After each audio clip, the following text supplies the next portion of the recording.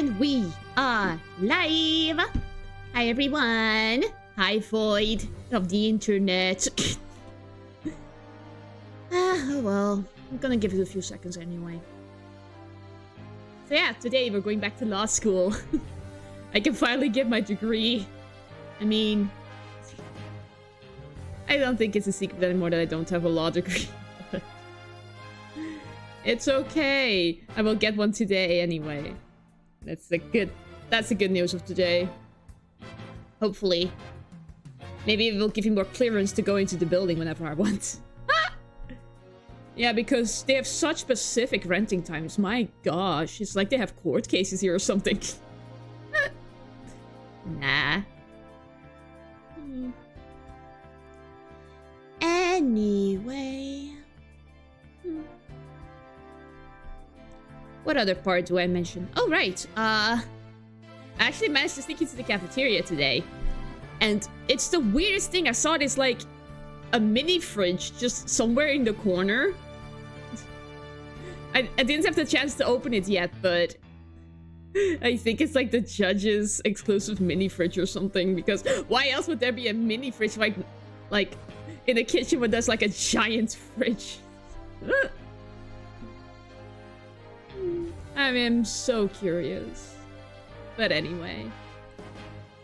I believe that's enough of a beginning.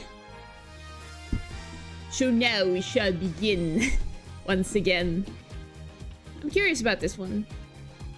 They say this one is one of the best cases in the game.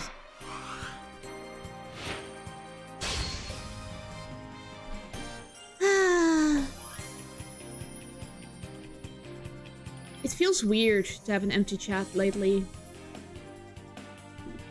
But yeah. Nothing to do about it, I guess. I will just have to entertain myself. Okay, let's do Turnabout Academy, shall we?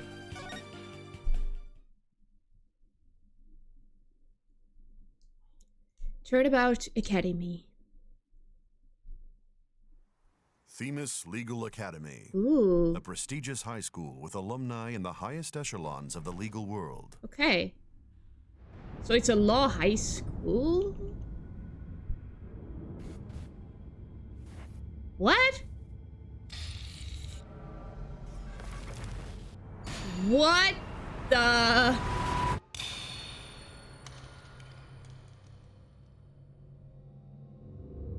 Oh, God. That is not good at all. So much drama in the school already and not even 5 seconds in. Ugh, Shibas. October 24th, 1:25 p.m. Themis Legal Academy. Anyway. Oh no, I'm gonna be late! Latecomer Athena, I'm disappointed. You always come 5 minutes early. Always. At least. Finally. So, this is it. The illustrious Themis Legal Academy. This is a place where many distinguished lawyers and prosecutors got their start. Does that mean Phoenix went to school here?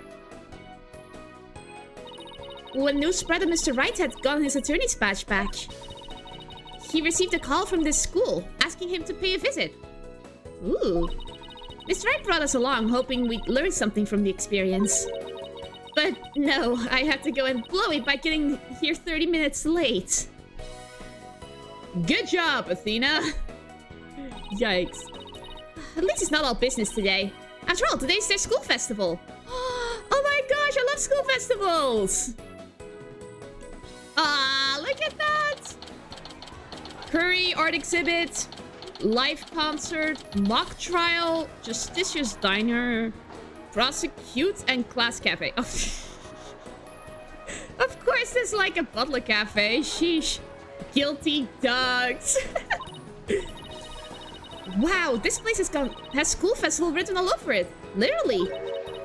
But why all the cold stares? Is it because everyone's in a school uniform except me? Well, I like the way I dress. I wonder where Mr. Wright and Apollo are. I wonder. Your attention, please. Okay. This is an announcement from the mock trial committee. The mock trial will begin shortly. All students and faculty, please proceed at once to the lecture hall. Okay. Thank you.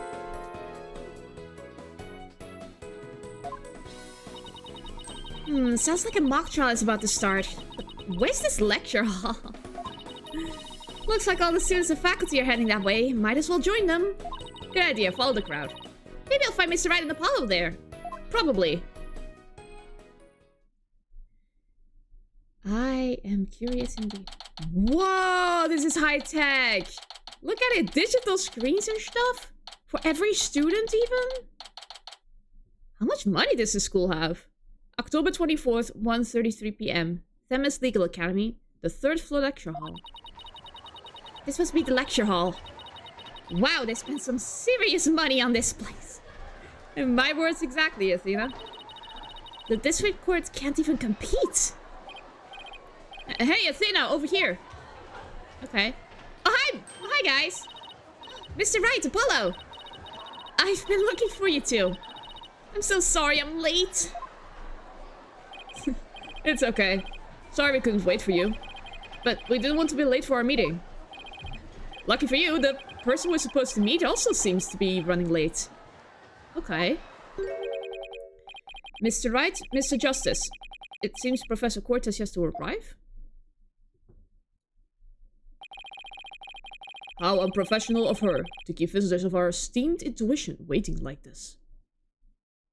You look weird. I shall make her right. I will not. Oh, who do we have here? Oh, right. You haven't been introduced yet. Okay, who are you? A very esteemed professor, I guess. Ah, yes, you must be the young lady Mr. Wright was telling me about. I am Aristotle Means, a professor at this hallowed hall of learning. I oversee the lawyer course here. It is a pleasure to meet you. Likewise, I guess? I keep looking at this badge like it looks like a face of anguish. I'm Athena Seitz. I just recently got my attorney's badge myself. It's nice to meet you too. How wonderful. So vigorous and vivacious. You just earned yourself a gold star. Wow, thanks.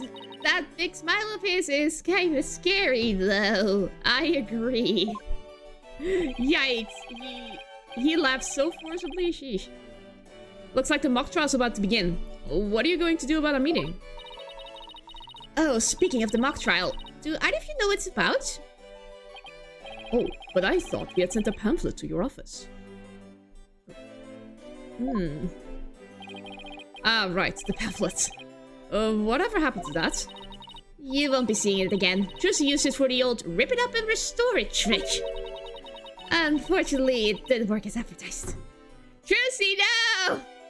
I needed that! Well, it seems I had better explain the situation then. Thank you, Professor. Okay. Some good old explanation is in order. Themis Legal Academy. Now, does anyone have any questions? I do, Professor. Could you tell me all about your school? What an excellent question. Here's a gold star for asking. And a creepy smile. Oh, no, creepy smile this time. Our academy has 3 courses to choose from. It does. Students seeking to be lawyers take the lawyer course. Likewise, budding prosecutors take the prosecutor course. And future judges, the judge course. Pretty straightforward. Wow, you have everything here for someone who wants to seriously pursue a career in law. Yes, well, that's what makes our school special. And today, even more so.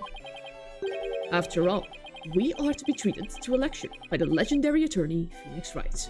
Oh my gosh! You get your lawyer's badge back, and you immediately become a legend again. Awesome. We can't wait to hear all about his return to the legal profession. Yeah, I agree. I would attend that lecture. You're giving a lecture, Mr. Wright? But you're not even a professor. Yeah, well, I'm just giving them what they want. The drama of the courtroom. Did you even know you were meant to be giving a lecture here today? Yeah, sort of. But I came early because I was supposed to have a meeting. With the head of the judge course, Constance Court. I see. Do we also get to meet the teacher of the prosecutor course? And the lawyer course? It's been a whirlwind of a morning. Let's leave it at that.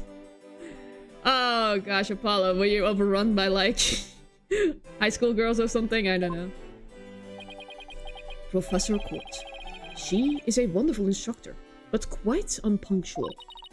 Oh, so that's who's late. From what I've heard, our esteemed Mr. Wright here is scheduled to hold a training seminar tomorrow, in addition to today's lecture. I see. A training seminar for lawyers? What exactly does that involve? I mean, like... He gives, like, a very, like, personalized lecture about his own tips in the lawyer profession, I believe. Why, it involves the very skills that make a lawyer a lawyer. Will you stop smiling? Your smile is, like, 10 times worse than the Joker's. The army always shouting, objection. The proper way to strike the podium. How to project one's voice. And most importantly, how to bluff your way to victory. I don't believe those are necessary things to be a lawyer, sir. Huh? Who exactly do you want me to teach stuff like that to again? Even Phoenix confused, like, I mean, I'm known for those things, but I am a lawyer, first of all. I want to find the truth about things, you know? What a wonderful question. You just earned yourself a gold star. Oh, sheesh. This will be very annoying, I believe. The great honor of taking a seminar by a famous lawyer and a famous prosecutor. That is what is at stake in this mock trial. The crown jewel of the school festival. Okay, mock trial. Stop smiling at me! The mock trial in question is a prestigious event that every student aspires to win. The top student in the lawyer course and the top student in the prosecutor course face off in a simulated court case set in this very school. As for the case itself, we select the best script written by a judge course student and base our case on that. Interesting! Ooh, a one-on-one battle? How thrilling! So, if the student studying to be a lawyer wins, they get to take my training seminar? Wait, so only they get to take the training seminar? Not like their whole class? What? That doesn't make sense. But what if the other student wins? I'm not a prosecutor, so... There's no cause for alarm. We have a famous prosecutor ready for such a case. Is Edgeworth gonna show up today? I want to see Edgeworth show up today. But exactly who it is, well, that is a special surprise. Interesting. A famous prosecutor. No, it can't be. If it is Edgeworth, I will actually scream. Professor Mies, forgive me for interrupting you and your guest. Oh! Wait a sec, you look familiar. I'm Juniper Woods, a senior in the judge course. Oh my gosh, Junie! Professor, the trial will begin shortly, since you'll be delivering the pre-trial speech. Would you mind waiting up in the balcony until we're ready for you? My, how very organized you are, Juniper. You just earned yourself a gold star, too. But what about Professor Court? Well, I suppose she'll eventually arrive. Now then, I trust you will look after our visitors, Juniper? Yes, of course, Professor Mies. Juniper Woods? Is that you? Hmm? Yes! Then, Athena? I almost didn't recognize you. I didn't know you were back from Europe. Wait, you two know each other? Now that's a coincidence. We've known each other since we were kids. We're like best friends, right, Junie? Yes. Well, we lived close to each other, so we used to play in the forest together. Aww. Yeah, like, a lot. Why wouldn't you look at me? Yeah, I noticed that too.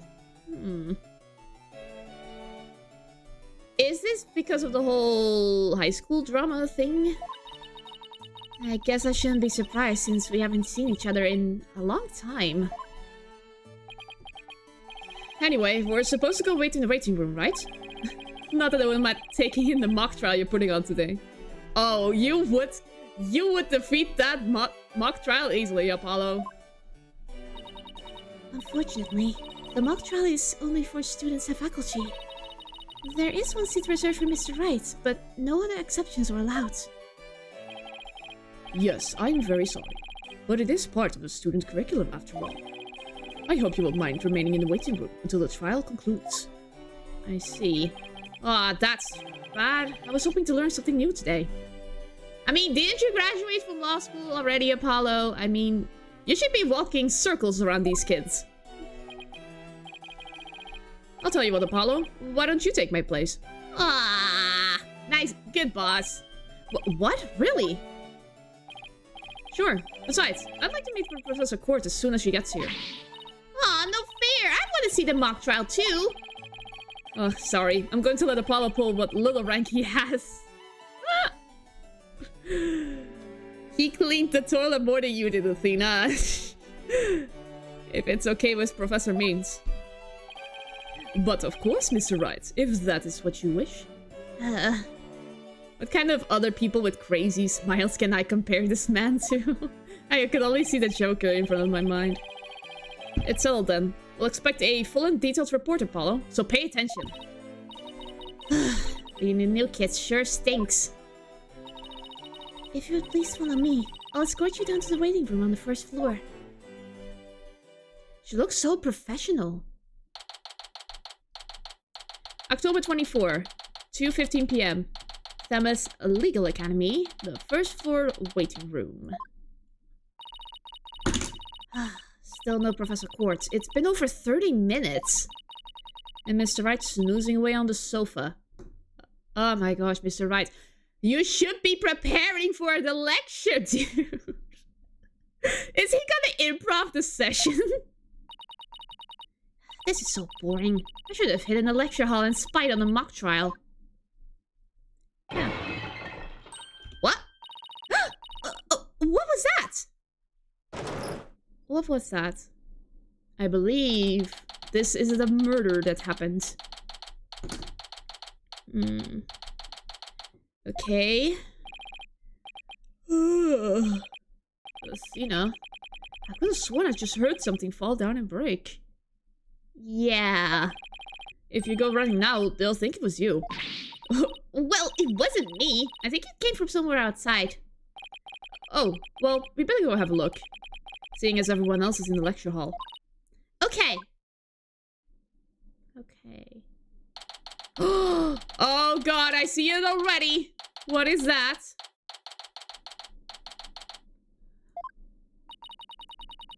Is this stage of some sort of concert? It kind of reminds me of a courtroom. What are these, like...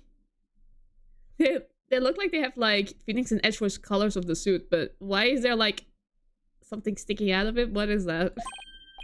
Oh, wait, Athena, behind the witness stand. What? Oh, God. Ah! Professor Court, can you hear me? Professor.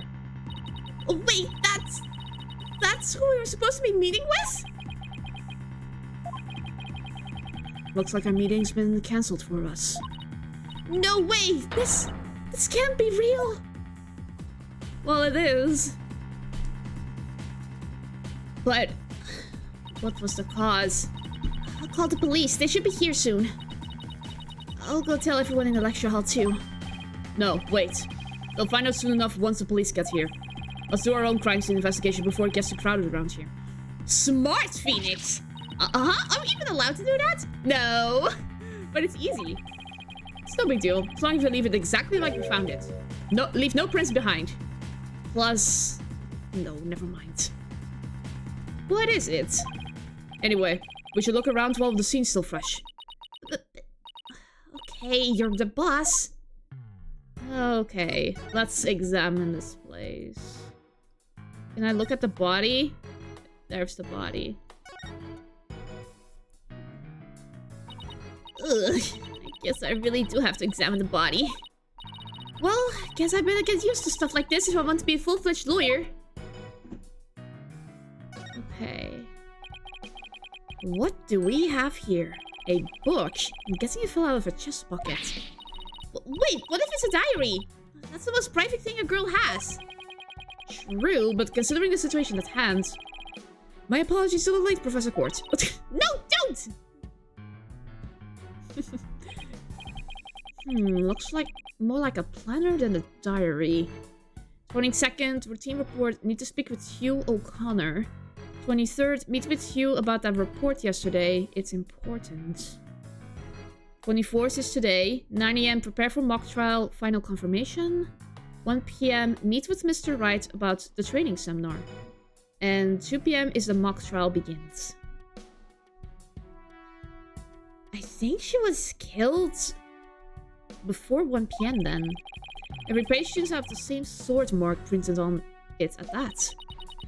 I still think a girl deserves her privacy, but this may help us solve the case. Okay. Court's planner. Constant Court's planner. A sword emblem is printed on the cover on each page. I see. Ugh. There's an arrow stuck in her side. Gunshot wounds and stab wounds are pretty common, but arrow wounds? This is a homicide and when you slice it. In other words, we have a murder on our hands. A murder here? So, that makes this arrow the murder weapon. Well, that and the bow that shot it. Right, but where could the killer have shot her from? The stage is a sea of obstructions. I'm no expert on archery, but it can be easy to hit a target with this much stuff around. Would it be possible to kill someone by stabbing them with an arrow? I'm not sure. Guess we better do some more investigating before jumping to conclusions. Okay, the arrow that pierced the victim's side is stained with blood. It's not confirmed to be the murder weapon yet. What's with the wrist? Notice anything strange about the body? Take a deep breath and then take a good look. Well, now that you mentioned it, there's no blood around it. Yet the victim's body is cold and rigor mortis has already started to dissipate. It would appear that quite some time has passed since Professor Court was murdered.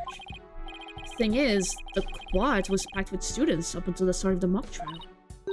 Wait, then doesn't that mean she was killed at a different location? Oh, I know! The killer moved the body here while everyone was in the lecture hall. That's a definite possibility. Notice anything else? Her arms are raised over her head, and there are dark bruises around her wrists. Yeah, the professor was probably tied up with something. Eventually her wrists were unbound, and she reached up to stretch. She was killed? Actually, I'm not so sure about this theory.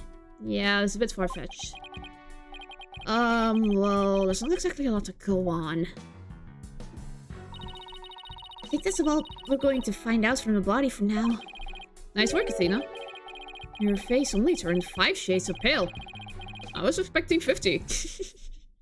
What, was your face 50 shades of pale? Oh gosh, that's so stupid.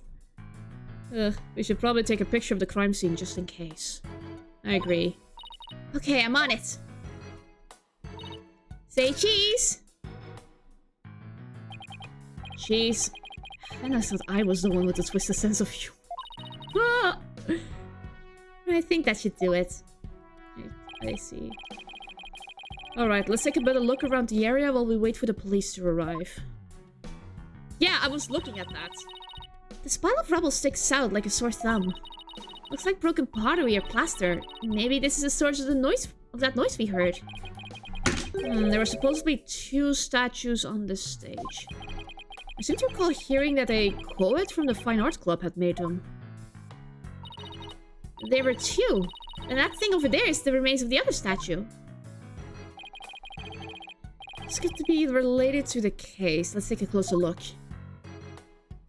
Yeah, what is this newspaper article? There's something buried in the rubble. The Themis Herald? Oh, wait, we shouldn't disturb it. Let's just read what we can. Okay. Pending declaration of love rocks campus. Ah, this is a rumor tabloid. Sheesh.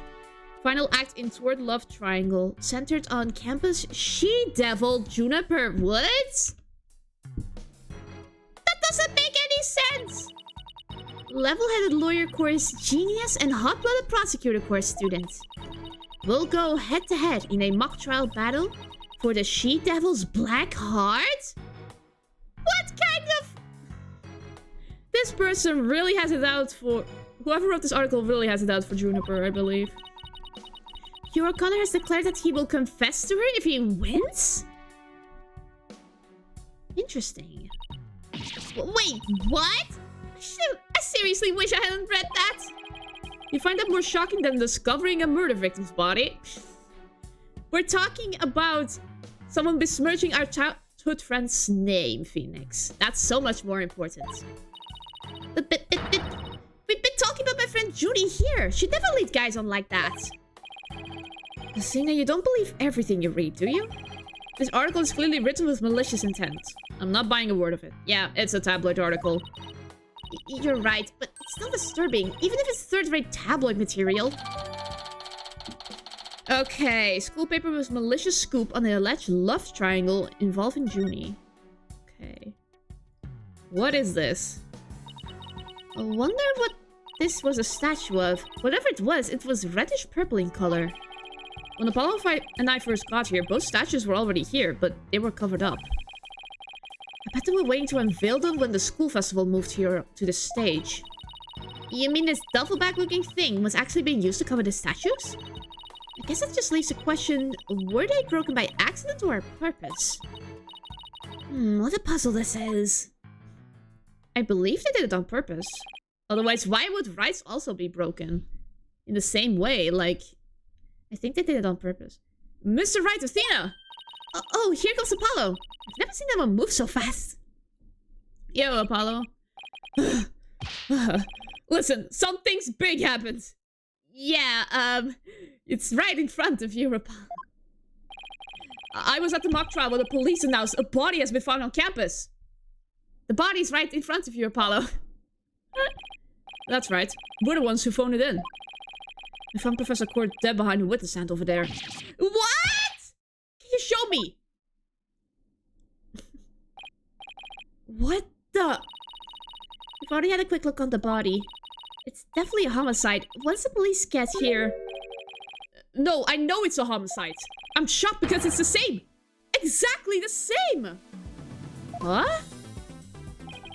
Whoa there, Apollo. Take a deep breath and explain what you mean. It's the same. The body, that is. It's just like that. How it was in the mock trial. Wait, what? Oh my gosh. Hi, Wingin. Still at work and I'm busy tonight, so probably gonna miss the stream, but I hope you have a good one. Thank you very much for the message. I have a feeling... Are there people in this chat other than you? Let me see. Wait, one sec. Users in chat. Probably like... Most of them are bots, I think. If you're not a bot, then say something. Or not. Lurk. Whatever you want. Okay, anyway. What? It's like the mock trial?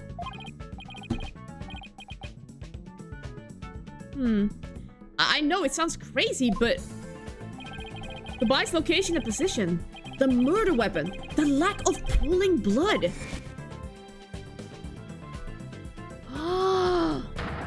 What? It's all exactly like the mock trial.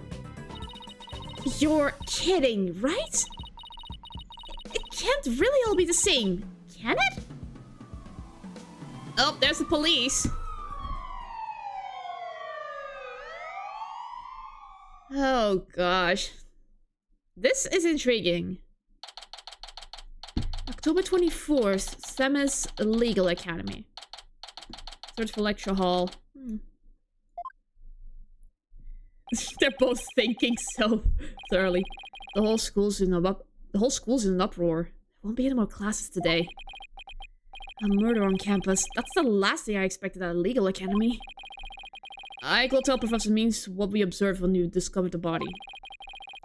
You two wait here until you've spoken with the police. Yes, boss. Okay, that's probably for the best.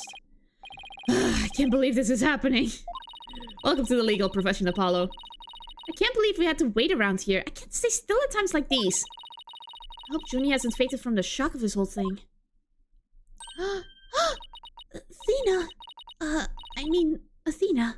There you are. Junie, am I glad to see you? I was worried that... Don't worry about me. I am student council president after all. I need to be strong. Wow, cool. Good for you, Junie. Student council president? Wow, I'm impressed. She's really changed. She used to be kind of sickly and shy. Juniper, was it? You mind if we ask you a few questions? Yeah, we're stuck here waiting for the police, and there's really not much to do. Sure. What would you like to know? She looks so refined. I haven't seen you in ages, Junie. What's it been, 7 years or so? Yes, and I remember how you were always there for me, Athena. Maybe it's just me, but I wanted to ask why you seem so distant. Remember how you used to call me Thena? I liked it better that way. Felt like we were sisters, you know? Aww. Yes, but I'm student council president now. And as the student council representative of Themis Legal Academy, I have to act properly. She was never this stiff and formal before. I knew you wanted to be a judge, but I didn't expect this. It's such a prestigious school, and you're in the judge course to boot. Yes, and Professor Court has been in charge of it until... well, you know. Oh, right, Professor Court was the professor in charge of Junie's course. This is not gonna go well, I believe. Matilda's teacher was Professor Court. If I had to sum her up in a single word, I'd say she was amazing. A judge must always seek the truth. That was her mantra, and she used it in trying to fix what was wrong with our school. She was a beacon of hope in this dark age of the law. There is that word again. The dark age of the law. What's wrong with your school? What did you mean by that? Nothing. Never mind. It wasn't nothing. Am I imagining things, or did I just detect something in Junie's voice? Professor Court chose my script for the mock trial. Oh, you mean all the students in the judge course had to submit a script? And yours was the one she selected. Wow, that's amazing, Junie. Oh, thank you. But now Professor Court is... who would do such a thing? Just yesterday we were working together, trying to get things ready. Oh no! Oh, excuse me. Aw, she's exactly the same. Oh, you're right, Junie. Maybe you should take it easy for a while. So she's still got that cough. Guess she's not as strong as she pretends to be. She's still nervous. Why do you need a script in a showdown between a lawyer and a prosecutor? Well, we were simulating a trial, so we needed a script as a framework. All the details about the incident and the people involved are included in the script. We also prepared a crime scene, photos, a murder weapon, and other kinds of evidence. Cool. Wow, you guys think of everything. Must be hard getting all that ready. Yes, well, it was only Professor Court and I. After all, we didn't want the script or other elements of the mock trial to get leaked. We were the only ones in the entire school who knew all of the details. Must have been a big pain. I mean, that must have been really difficult. I wrote the script so that the case could go either way. That way, the defense and the prosecution both had an equal chance of winning. Huh. If you think that's all she's capable of, you've got another thing coming. Who is this? Huh? Who said that? Oh! The two boys in the newspaper! Juniper's genius doesn't stop at her brilliant script. Yeah! What is... Why is he screaming? She gave an award-winning performance as a defendant, man! What the frick? I think I found a rival to my courts of steel. Heck yes, this is your, like, successor, Apollo. Yeah! Who is this man? Hugh, Robin, aren't you going to introduce yourselves to our guests? As student council president, I won't have you treating them rudely. Huh. You're right. I heard Mr. Wright was bringing a couple of guests with him. That would be you two. Paul Justice and Athena Sykes. Yep, I'm Athena Sykes. And I'm Apollo Justice. Nice to meet you. I'll pass on the handshake. Oh my gosh, rude. I'm studying to be a lawyer. The name's Hugh O'Connor. But some call me Mr. Perfect because I never score less than 100% over tests. Okay, that is BS. That never happens. Someone makes a mistake. It's human. This is... He's cheating one way or another, I can already guess. Ugh, most pretentious introduction ever. Just like me for real. She's just winging. And what's with his hands? Is it glued to the inside of his pocket or what? Sheesh. I am so superior to everyone else in the room. Let me be the first to apologize for Hugh's totally rude introduction. Sorry! Oh my god! Now here's my intro! I'm Robin Newman! I'm studying to be a prosecutor, like the really cool kind that nails the bad guys! No! Where's the sincerity? What's this? He's trying so hard! So he makes pottery too. And what's that phrase-like contraption for? Junie sure has made some unusual friends. These two are the lawyer and the prosecutor in today's mock trial. Ah, yeah, that's what the tabloid said. And even though I wrote the scripts, I also played the part of the defendants. Ah, just like the newspaper it said. Level-headed lawyer course genius and hot-blooded prosecutor course students. We'll go head-to-head in a mock trial battle for the She-Devil's blood. What does that mean? Someone clearly has a vendetta against Juniper. Wait, these two are the guys who supposedly have a thing for Junie. Weird choices. Juniper, come on. Your role's way beyond just that. That's right! The mock trial's just a start. She's also in the school festival's main event. Live on stage, Juniper Woods, and the crowd goes bananas. Woo! I can't take this guy seriously. Every time he screams, I can't.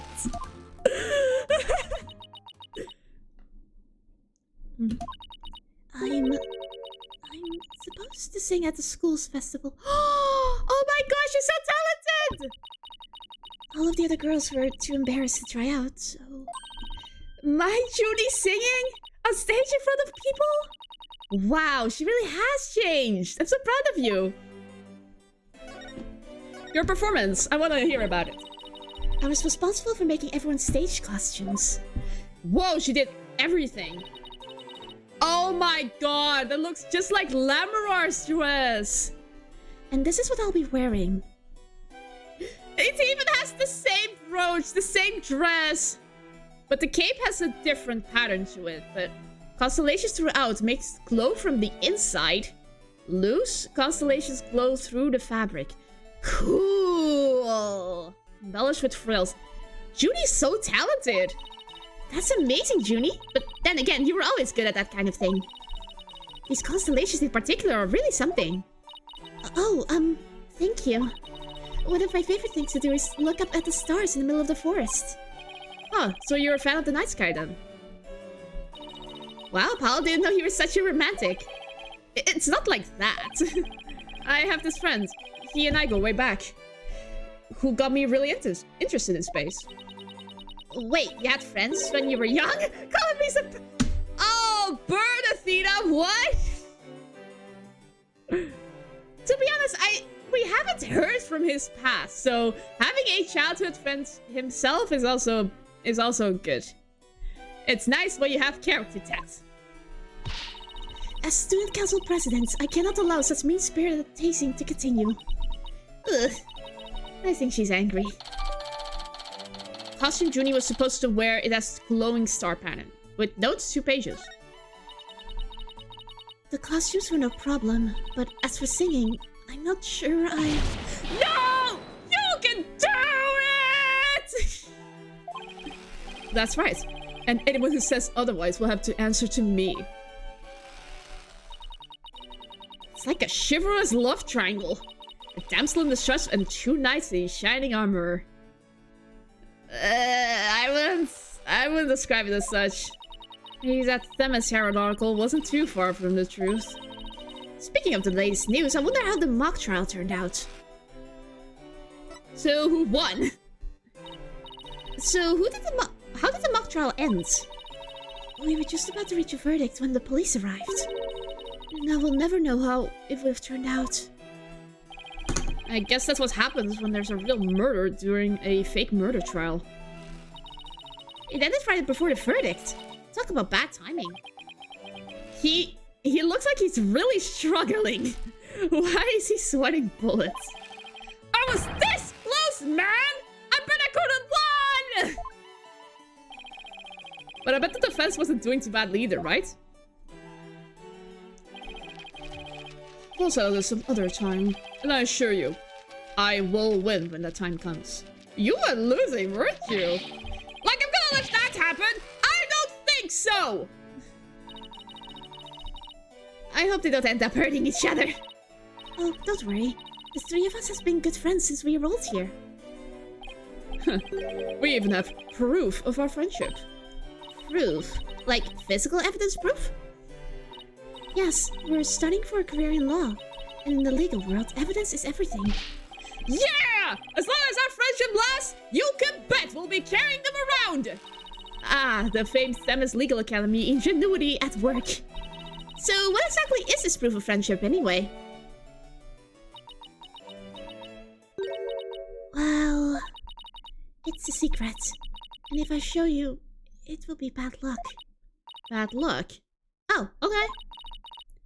I knew it. There's definitely some discord in Junie's voice. There's something going on with these 3. Our friendship is sacred and invaluable.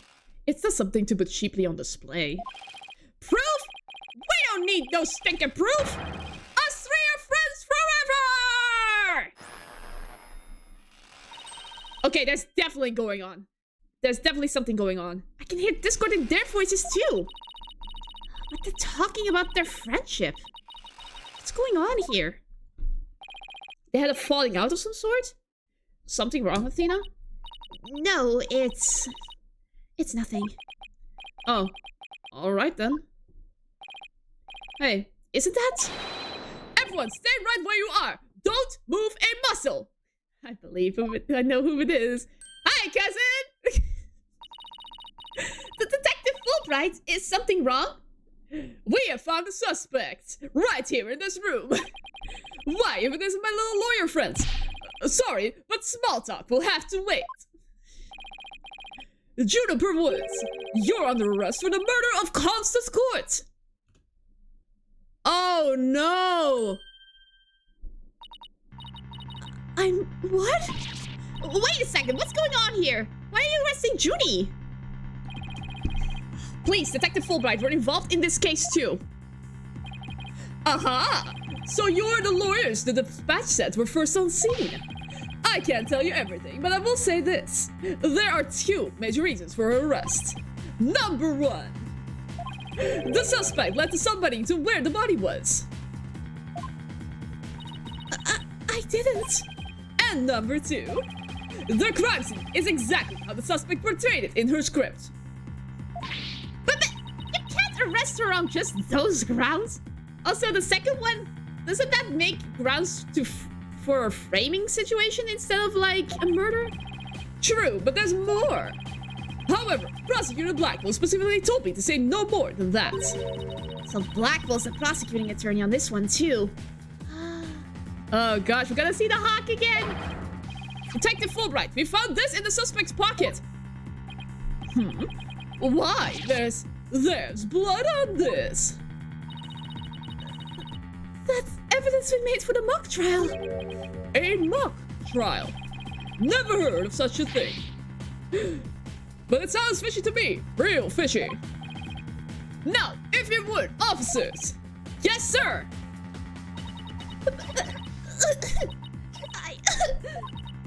Judy, I have to do something. I can't let them take her away like this. Now, if you'll excuse me, I have work to do. Bye, see ya, cuz. Hold it!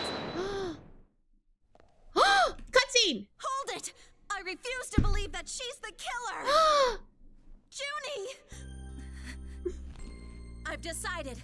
I'm going to defend you. I'll fight with everything I've got. Let's go, Athena! Yes! Oh. Athena. Oh. Of course we'll defend It's you. good to hear you say that name again. Oh. Finally, we got through to her. Hate to interrupt your bonding time, but I have an arrest to be made. Aren't you rather new to all this? You're barely even a lawyer. Well, I don't have much experience, and I may need to call on Mr. Wright's help at all times. But nobody believes in Junie as much as I do. I'll help you too, Juniper. There's no way you murdered your professor. Athena. Apollo. Thank you both. I'm counting on you. We've got your back, Junie. Guess things were that after all. Now that you have your lawyers, Miss Woods, it's time for us to head back to the station. See ya! I can't believe Junie's been arrested for murder. I can't believe I accepted her case without asking Mr. Wright. Well, he will probably appreciate it.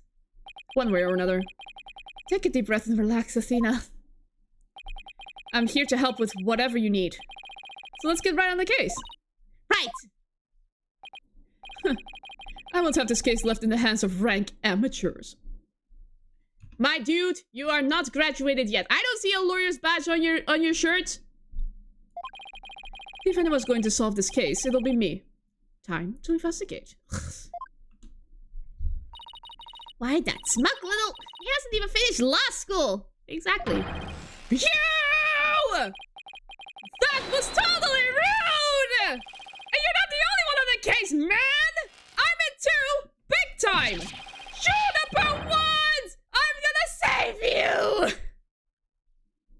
Shivas. Now that those two are gone, let's get back to what I was talking about in front of the stage. About the mock trial, that is. My hand is very uppity in the air today. I don't know what's the problem. Maybe... At the moment I can't do anything about it, so... Just have to sit up straighter. That solves everything. Oh, right! You set the victim's location, position, and so on. We're just like in the script. Exactly, but without the script or any props, it's kind of hard to explain. Higher. I need to stop mimicking the poses, it's waste time. Perhaps I could help?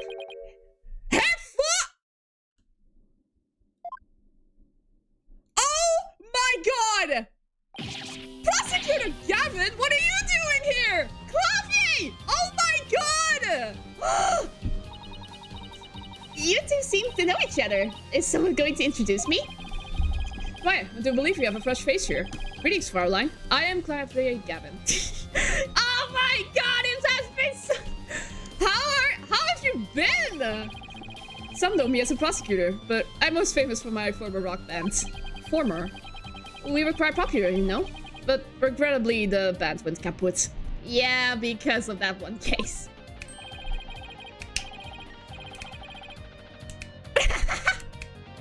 Perhaps you've heard of us, the Gaviners. I was the lead vocalist. Never heard of your band. Then again, I was out of the country until only recently. But can I get your autograph? You just met him like 3 seconds ago and you want his autograph. Forgive me, Fraulein, but I've retired from the music biz. But I'd be happy to offer my autograph as rockstar prosecutor Claudia Gavin. Oh, okay, that one then. She's a lively one, eh, hair forehead? Didn't know she was your type. Oh my god! She's the newest member of Wright Editing Agency. That's all. Yeah, because he's in love with you.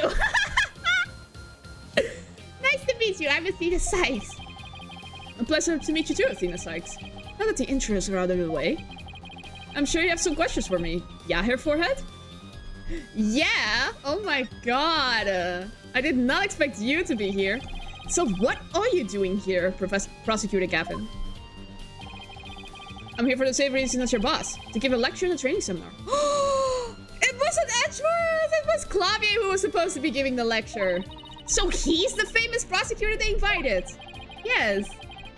And I have another crucial role to play. The Gaviners are getting back together for a one-time special performance. Really? Even though you guys disbanded? Which was a shame, by the way. Really. Ah. Yeah, I know how much you adored our music, hair forehead. Oh my god! The shipper in me is screaming! Anyway, I studied abroad in Germany to get my bachelor early, but I did graduate from here. Really? Wait, so that performance Junie mentioned... I see you've already heard about that. One student representative was selected to sing with us on stage. Junie! And the stage was supposed to look like this tomorrow. Ah, those were the statues! 2 big banners and a pair of wicked statues. This is just an illustration, but it's not half bad. Wicked statues. Wait, are they supposed to be you and Mr. Wright? Bingo, Fraulein. And they were so big and magnificent too. What a terrible waste. But the worst part of this whole thing is... my long-awaited reunion with my mentor never came to pass. Wait, don't tell me your mentor was... Professor Quartz. She was the one who taught me how to think about the law. Oh no! That's horrible, Clavier! So Constance Court was your professor here at the academy. She may have taught the judge course, but she had a huge impact on me. She was fond of saying, the end is only justified through proper means. She wouldn't tolerate dishonesty and always revered what was right beyond all else. I can feel Prosecutor Gavin's sadness. Oh no, I think I'm gonna cry. Athena, are you tearing up? Although I can't blame you, Prosecutor Gavin knows a lot of who he is to Professor Court. Exactly. So, as you can see, we are both joined in purpose, so to speak, yeah? Yes. Now, let's rock this place hard. Huh? I don't follow. Let's rock... what? Forget already, hair forehead. I said I'd help you explain the mock trial. We're going to reprise it right here in the lecture hall. You might help us catch your killer. I can't help myself.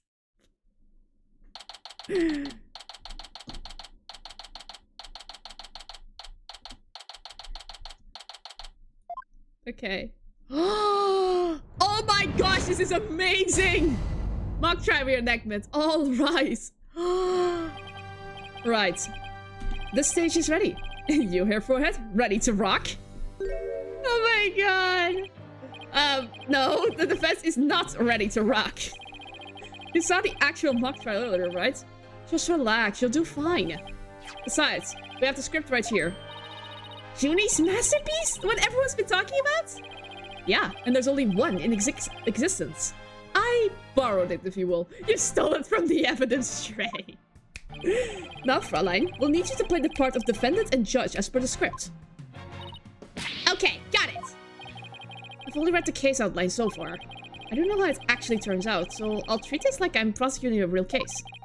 You, hair forehead, will play the part of a fledgling lawyer. A role you were born to play.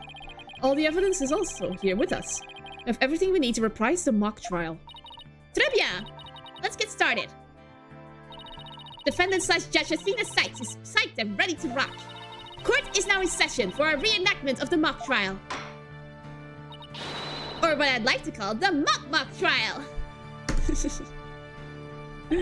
Yeah, a double mockery perhaps, but a trial is still a trial. Act 2, baby, it's no holds barred. Let's rock! Yes! Aw, can we take it easy today? No! Objection! It may just be a mock of a mock, but there's only one way to compete. You play to win! So remember, each time I catch you slacking off, I'm holding you in contempt of court. Great, a judge that voices her own objections and abuses her judicial powers. Amazing. Okay, summary of the facts. Now then, Prosecutor Gavin, your opening statement, if you please. You got it, Fräulein Judge. Our case is set in a school very much like this one.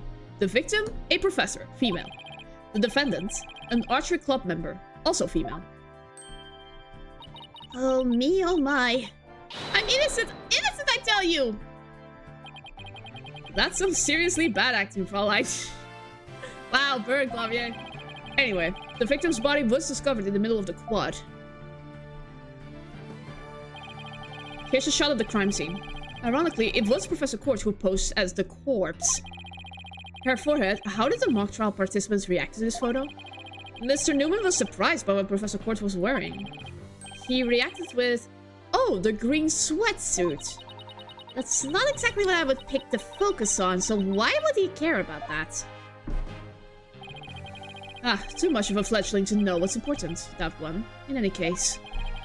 Both in the mock trial and the actual case, Professor Court was wearing a sweatsuit. Moving right along. Hold it! Hey, wait a sec. The body was discovered in the same area as the mock case, although there was a stage. Plus, the murder weapon, arrow, and the lack of blood are also the same. That's right, and therein lies the significance of this mock trial. So let's keep rocking it hard, just like that. I love Clavier. I'm so happy to see him again. Before the crime occurred, the defendant was to meet with the victim in the quad. Let's see here. When I arrived at our meeting place, I found the professor with an arrow in his stomach. But it wasn't me, I didn't kill her. You don't have to ham it up like that, Athena. It's called getting into character here, forehead. Don't be such a wet blanket. Right, let's see. Oh yeah, then Hugh said... A frail co-ed used her bare hands to stab her professor with an arrow? I don't think so. At the time of the murder, a male student was seen holding a bow in the archery club room, which has a clear view of the quad. He shot the arrow into the victim before my client even got there.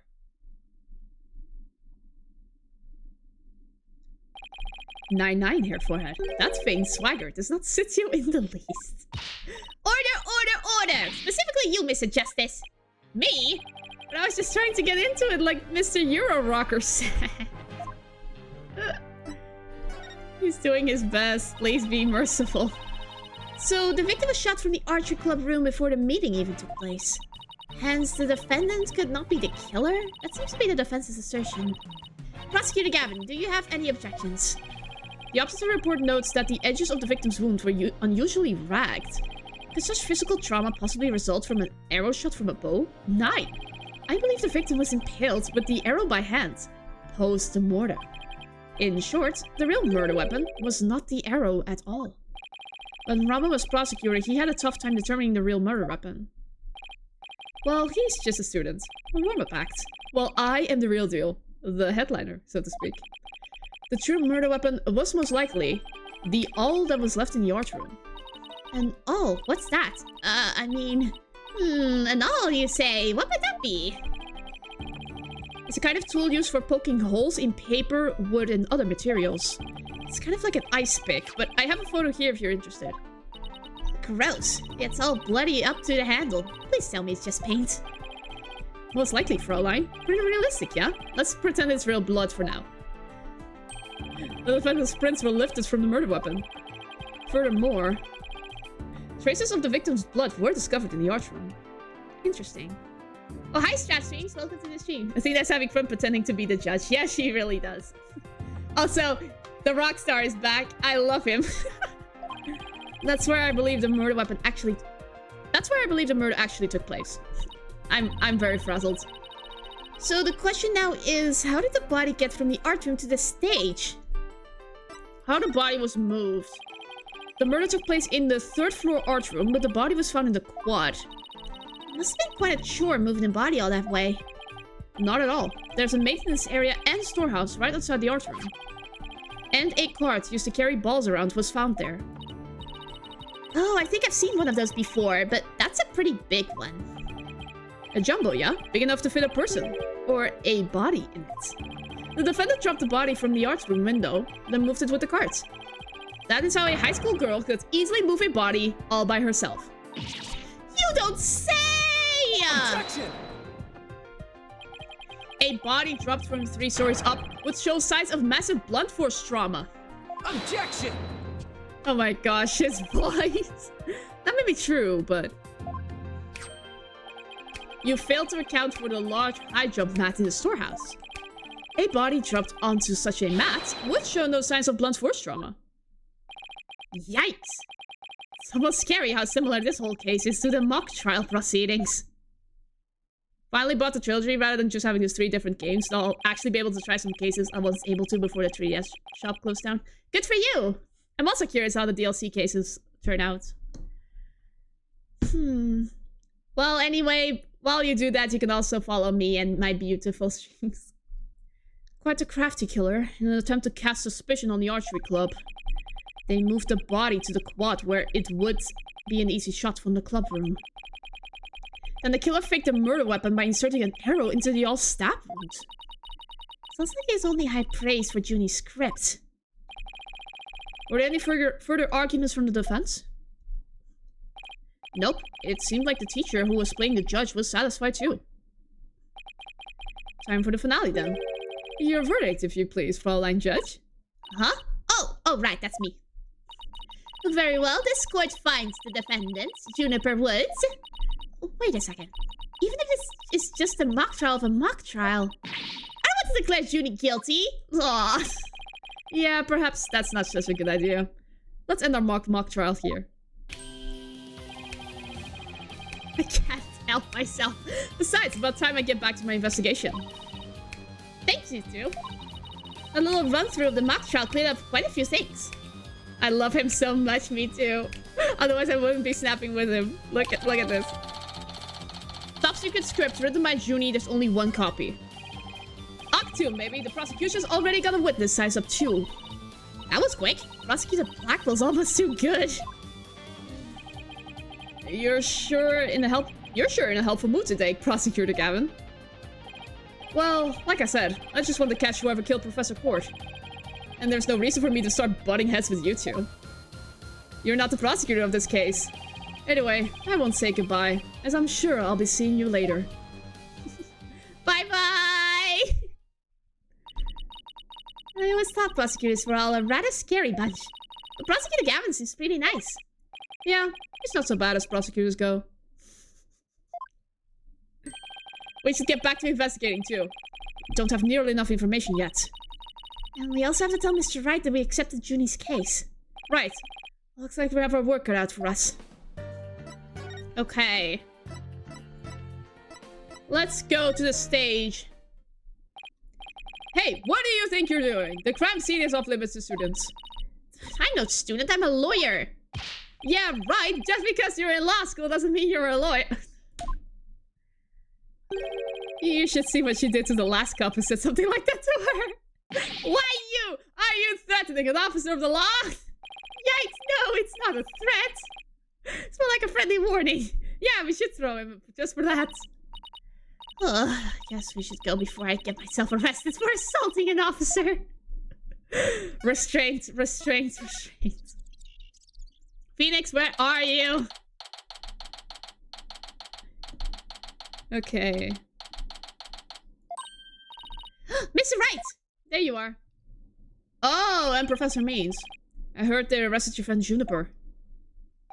Yeah, Detective Fulbright just took her in. I refuse to believe that one of our students is capable of murder. We must prove her innocence by any means necessary.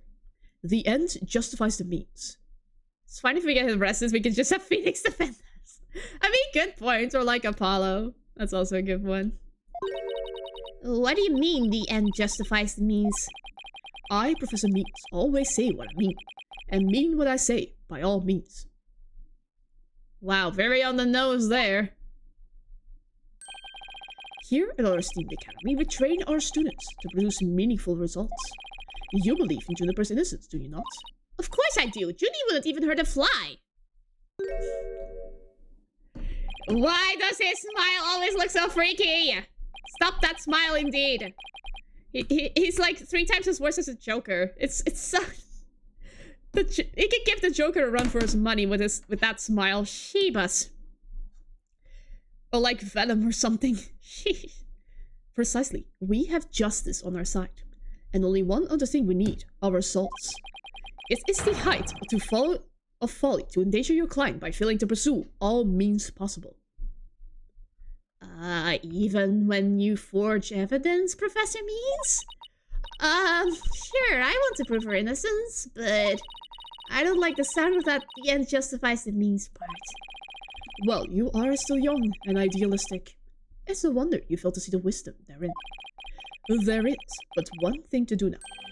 I must personally take up Juniper's defense. Well, too late, bucko. I already did that. You're going to take her case, Professor Means. I may be your professor, but I am still licensed to practice law. The only other thing we need, a jaw large enough to swallow an entire prosecutor. Jesus. He's just gonna, like, bite the prosecutor whenever he presents wrong evidence. Shivas. Well, at least this gives the defense an edge, at least. We need crazy defense attorneys, too. Oh gosh, I forgot to read. In fact, I have even met up Professor Quartz in court. No kidding! So you guys were rivals or something? No, nothing of the sort. She was an esteemed colleague at the academy, and Quartz. You see, both Professor Quartz and I graduated from this academy at the top of our class. Wow, I bet they both used to really bring it. Now, if you would excuse me, I have best go discuss the case with Juniper. Professor Means, please, wait! I didn't want to say anything, but Apollo and I already agreed to take her case. It's true. Juniper is counting on us to prove her innocence. Really now? You two? How you gonna say that we are amateurs too? And what were you planning on telling me? Sorry, Phoenix, but it was a spur of the moment. Yeah, why are we the only ones that have taken the craziness of the prosecution? Let the defense go crazy with the wet next time. Heck yes. If there is a next game, I want like a crazy defense attorney. That would be fun. They're like... Capcom is gonna announce stuff today, so if they are announcing like another Ace Attorney game, then maybe they will announce the trailer right during the stream and I'll have to react to it. But I will have to dodge the ads. Ugh. Anyway, sorry boss, I know we should have asked first, but... Relax, your friend was just hauled away in front of your eyes. Sometimes you just have to make snap decisions. And I think you made the right one. Thank you, boss. How wonderful. Very well, Athena Sykes. Let me ask you just one thing. As a lawyer, what is it that you treasure beyond all else? The truth. You know what would be interesting? A Gavin Investigations game like the Edgeworth one. Oh my god, that would be so cool. That would be so cool. And then the newer prosecutors can make like an appearance. Like Blackwell can just like a face-off between Gavin and Blackwell would be hilarious. That's an easy one, Professor. Seeking justice for my clients. What a wonderful answer. Juniper must be overjoyed to have a friend such as you. As her professor, I too shall do whatever I may to help her. And if you decide to take the end justifies the means strategy, come see me at once. Yeah, I'll pass. Because isn't Gavin someone that works with international courts of police too? Yeah, that's true. Let's hope it never comes to that. Now, if you would excuse me. Well, time's wasting. You better start investigating it fast. But first, I'll better tell you everything I know so far. Yes, please. Thank you very much, boss. About the murder. Have you learned anything new about the case? Actually, I ran into Prosecutor Gavin, and he told me something interesting. Means is so creepy when he smiles with his teeth, yeah. I have a feeling he's the killer. But if that is too obvious, then he could be a convincing red herring. Since the murder took place in the art room, there's traces of a large pool of blood there. So the police believe the body was moved from there to the stage. What, really? It's like the mock trial again. The police are searching the art room, but whether they'll find anything, well... Well, what? Come to think of it. Let's do our own crime scene investigation before it gets too crowded around here. Oh, right, we did investigate before. Plus, clearly he's the judge for the... Oh my gosh. If Professor Means is the judge, he will sure be found in it. He will sure be the bad guy if he is believed to be the judge. Now, where was I again? There's really no need to talk about it right here, right now. I want you two to find out for yourselves. Rumor about the academy. So, were you shocked by your conversation with Professor Means? Oh, I guess so. Actually, that was pretty shocking. The dark age of the law. I'm sure you've heard those words before. Yeah, a few times. Not as much as it becomes a drinking game, but a few times. Sure, a number of times. Prosecutors file false charges and lawyers fight back by fabricating evidence. Ah. The Christoph Gavin route for the fabricating evidence part. There's a lot of that going around these days. But the question is, how is it related to the case at hand? Training students to produce results. That is the school's policy. Results, not the truth. Well, that in and of itself isn't a bad thing. Right. As long as those results come by fair and honest means. Yeah, no. I will say I do wish we get Hobo Phoenix as a costume for this. Yeah, I skimmed through the costumes, but we don't have Hobo Phoenix as a costume. Which is a shame. I would have liked it as a costume.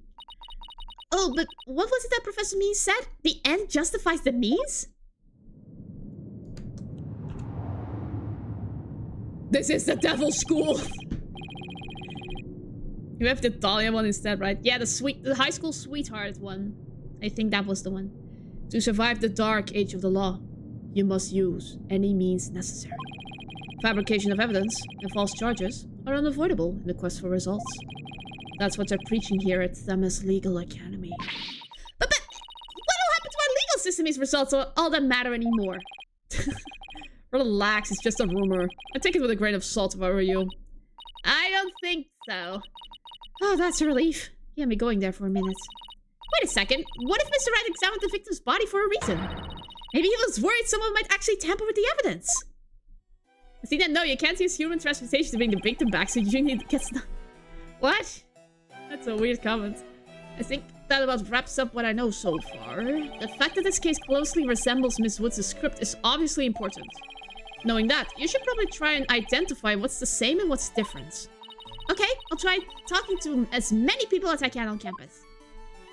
Okay. Red Sky reminded me of FMA. Oh! Okay, now I get the joke. Yeah, no, don't revive the victim, Athena. You will, there will be consequences. Maintenance area, what's that?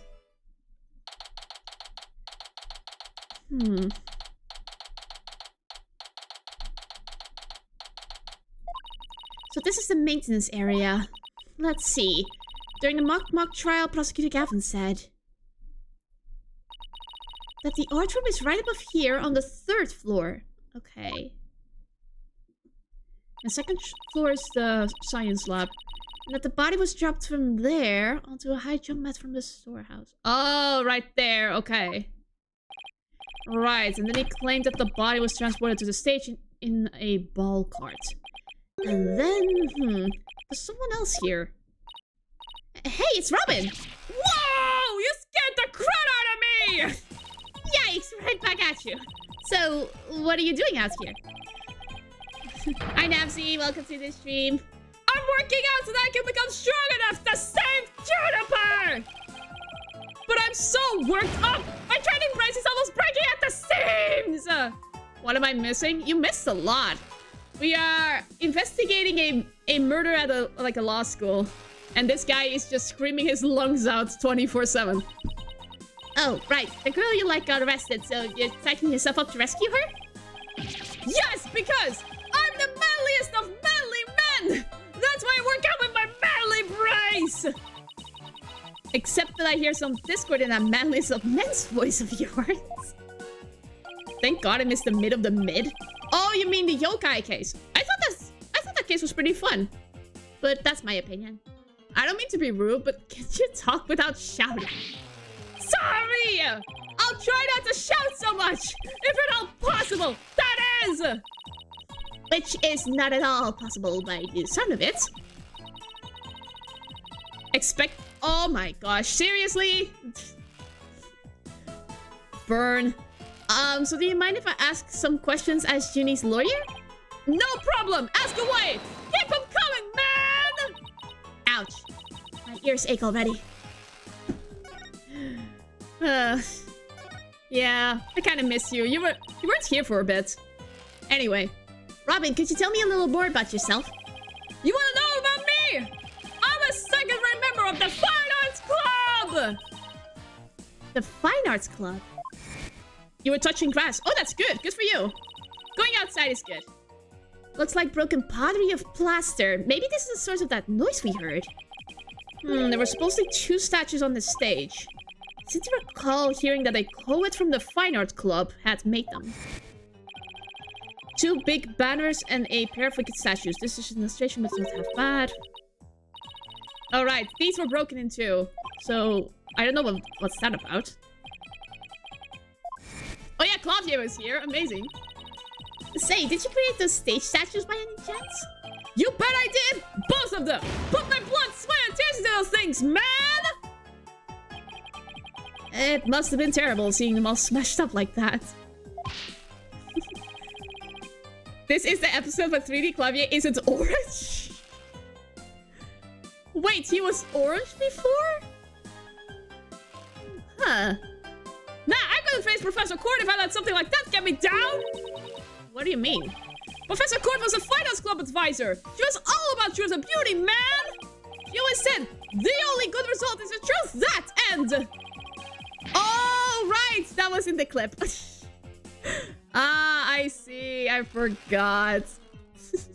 I mean, it is an upgrade from the previous case. Man, I have a bad memory today. I hope that doesn't project into the trial. Only lawyers who seek the truth through legitimate means produce worthwhile results! Yeesh! Yes! I'm telling you guys' side, she must have been an incredible woman! Sheesh, you call me loud when I practice my course of steel. I need to take a sip of water. This is just horrible for my throat. Yeah, I heard. I think the announcement was even today. So, let's pray on that, shall we? Oh, man! Why do I have to take the prosecutor course?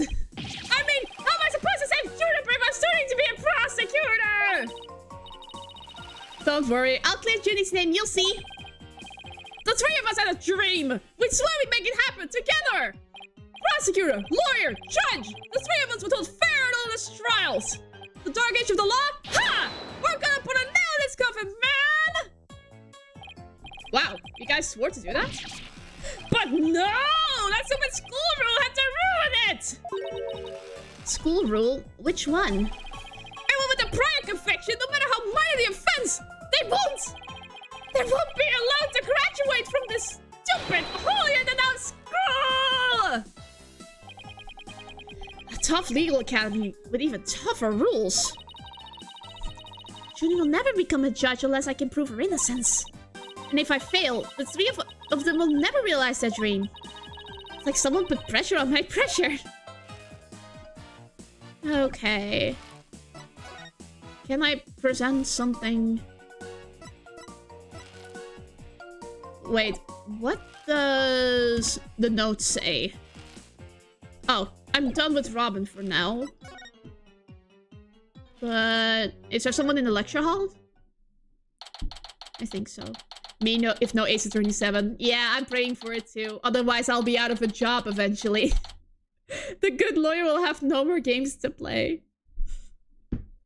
I will have to go look for a job eventually, because after the Great Ace Attorney Chronicles, I will be left out of cases to do. That will be my new arc. The good lawyer will find a job. Look, there's Hugh. Hey, Hugh! There are investigations games, but I can't... I've been trying to find those, but I can't.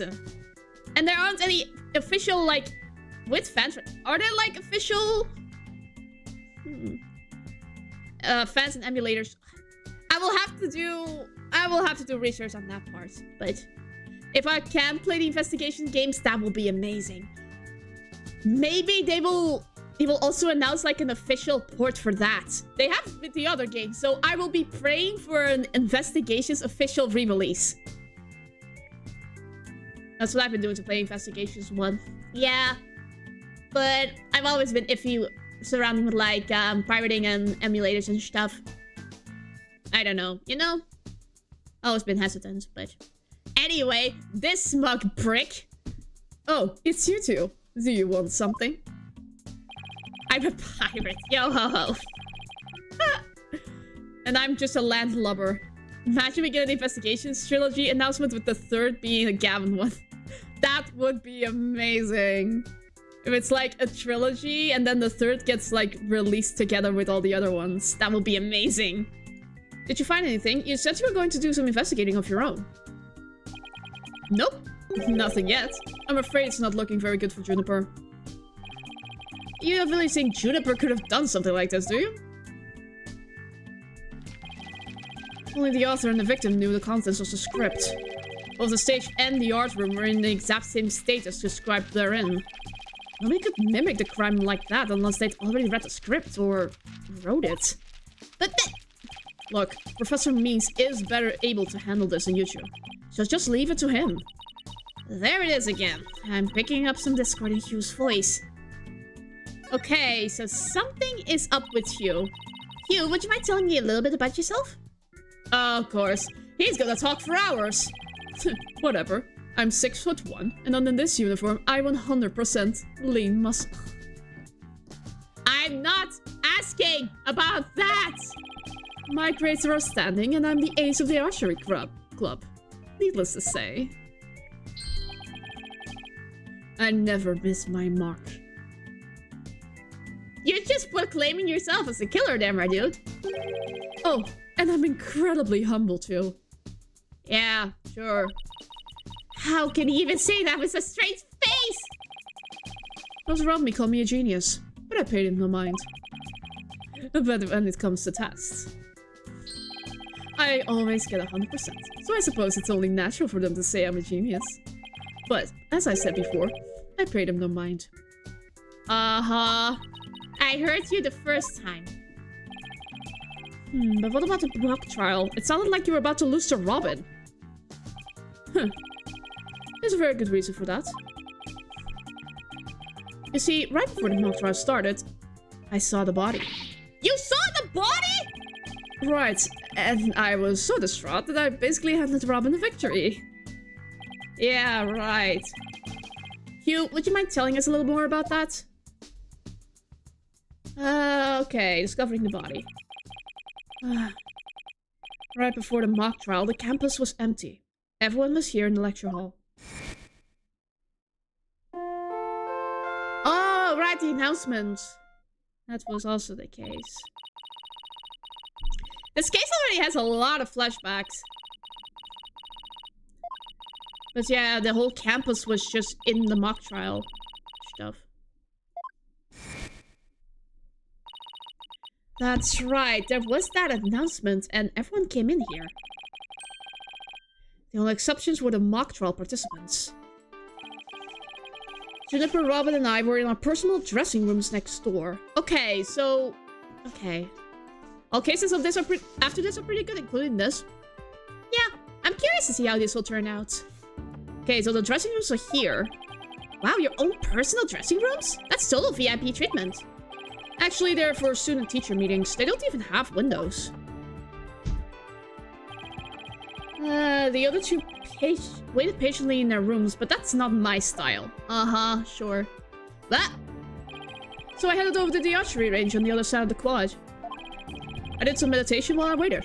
That's the best way to relax. Then, just before the mock trial was to start, I headed back towards the main building.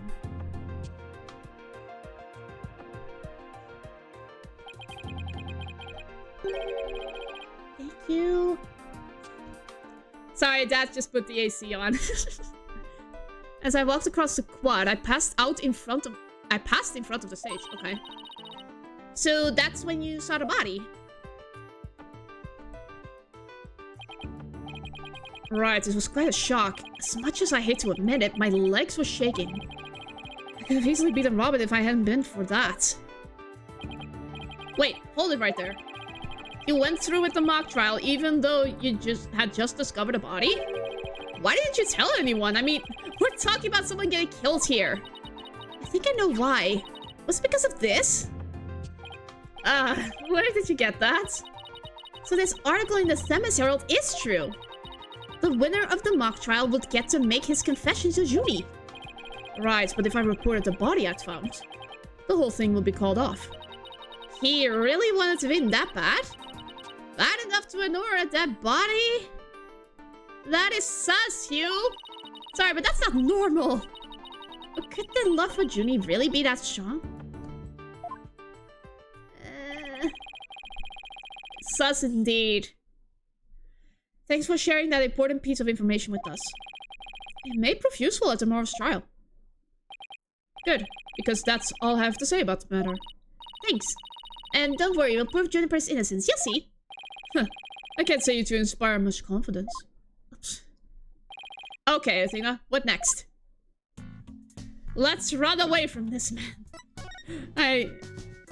Is there someone else here? What do the notes say?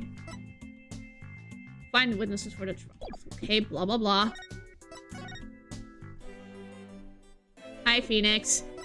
Can I investigate the outdoor stage now?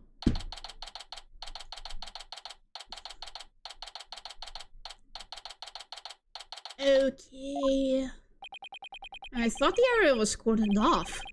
Hey, the police are discussing something over there.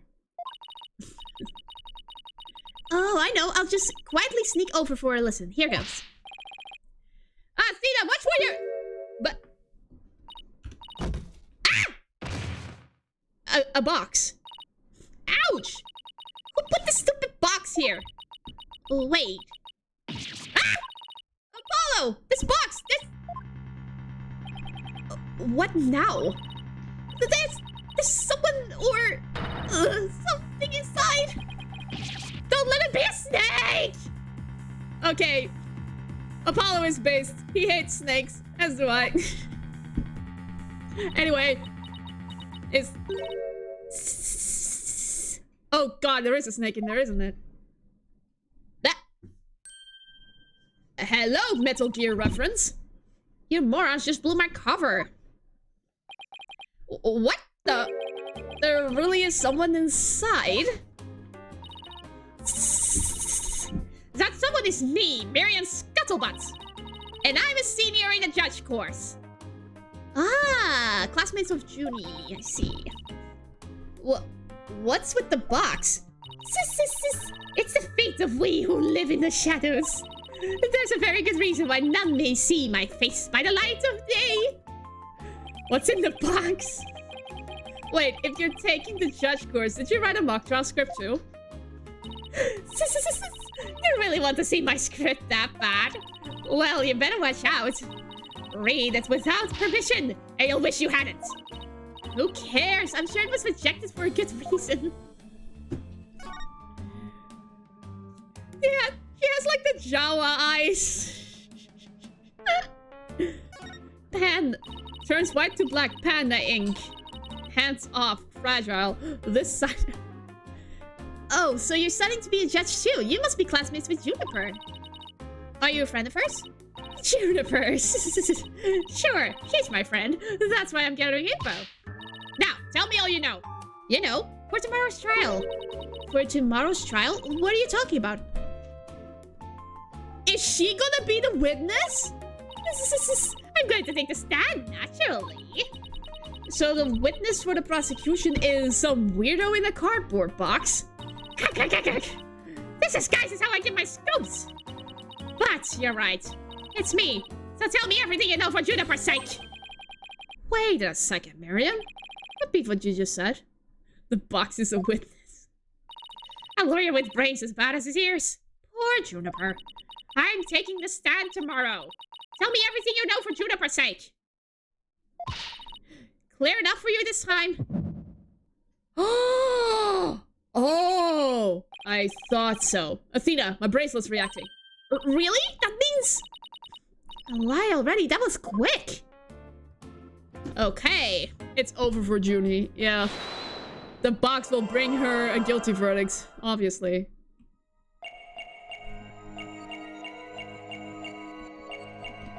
Where's...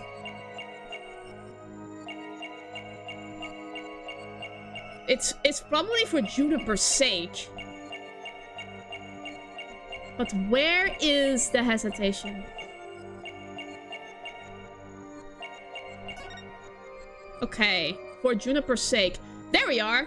This one is shaking. Gotcha. That's strange. You suddenly tightened your grip when you said, for Juniper's sake. It's like you subconsciously tensed up because you're lying. What are you talking about? When did I ever lie? Okay, let me ask you this. Why were you selected as a witness? That's an easy one. I'm the editor-in-chief of the Themis Herald. Yep, you wrote the article. I know everything there is to know around campus. Even the darkest of secrets. Editor-in-chief, huh? Pretty impressive. Yeah, well, it's a lonely one-woman operation. I do it all myself, from reporting to editing to publishing. Still impressed? I'm a perfect storm of journalism because I bring it all to the table. And this is the evidence. Here. Huh? Oh my god, did you draw that yourself, Miriam? An extra edition of the Themis Herald, published to coincide with the mock trial. An extra edition of the school paper that covers the mock trial. Thanks, Miriam. You revealed who you truly are. Someone who's never had Junie's best interest in mind. What? Are you questioning our friendship? Look, you may want answers, but... You may want answers, but no can do, because what you're saying conflicts with this piece of evidence. Take that! Yeah. That's the Themis Herald, the paper I published. What about it? Are you really that dense? This article is full of malicious lies about Junie. It's definitely not something a true friend of hers would write. You got it all wrong. Another staff member wrote that one. I don't think so, Marianne. You even said it yourself just a moment ago. It's a one-woman operation. What did you forget already? You're just giving me the info you have. Stupid pawn. Someone's just using you. Uh-huh.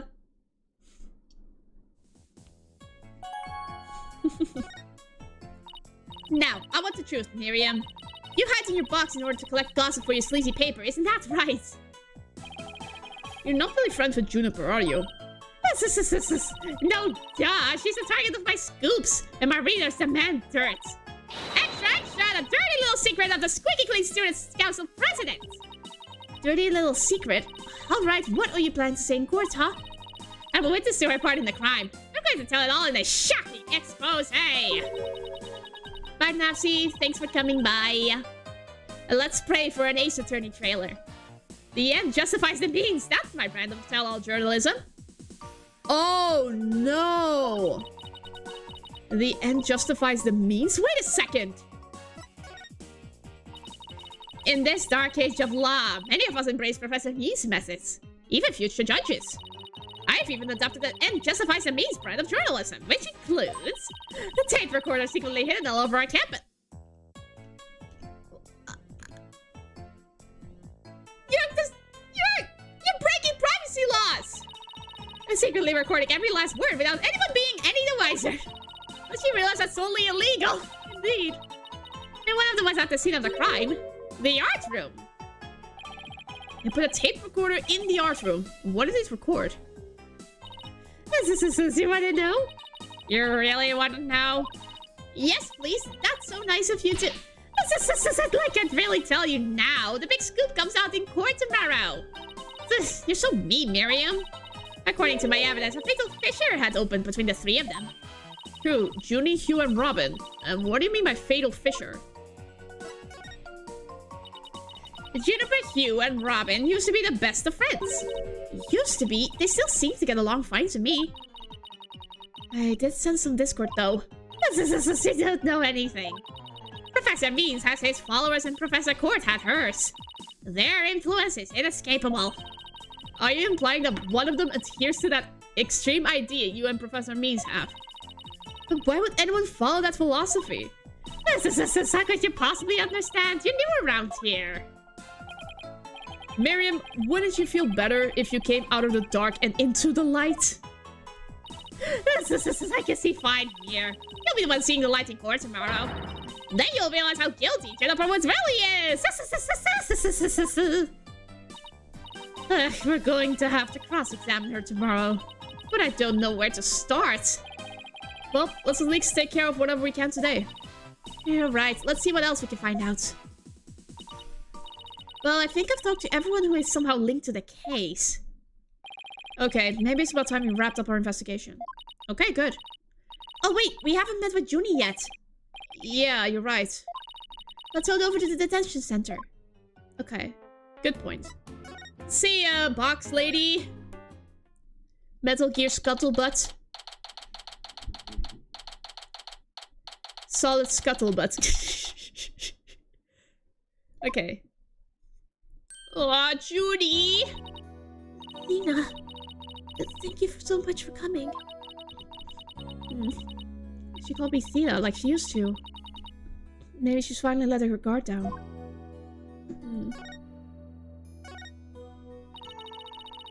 Junie, the crime's unfolding exactly like your script. Any idea what's going on here? We wanted to make it fair, so the script was kept secret until the day of the mock trial. And the only people who knew the details were Professor Cord and I. Nothing we haven't heard already so far. However... Yes? What is it, Junie? Well, there was this one article in the school paper. You mean this one? Oh, my nose! 1 second, I will disappear for like 3 seconds. Like, come on. 1, 2, 3, I'll disappear.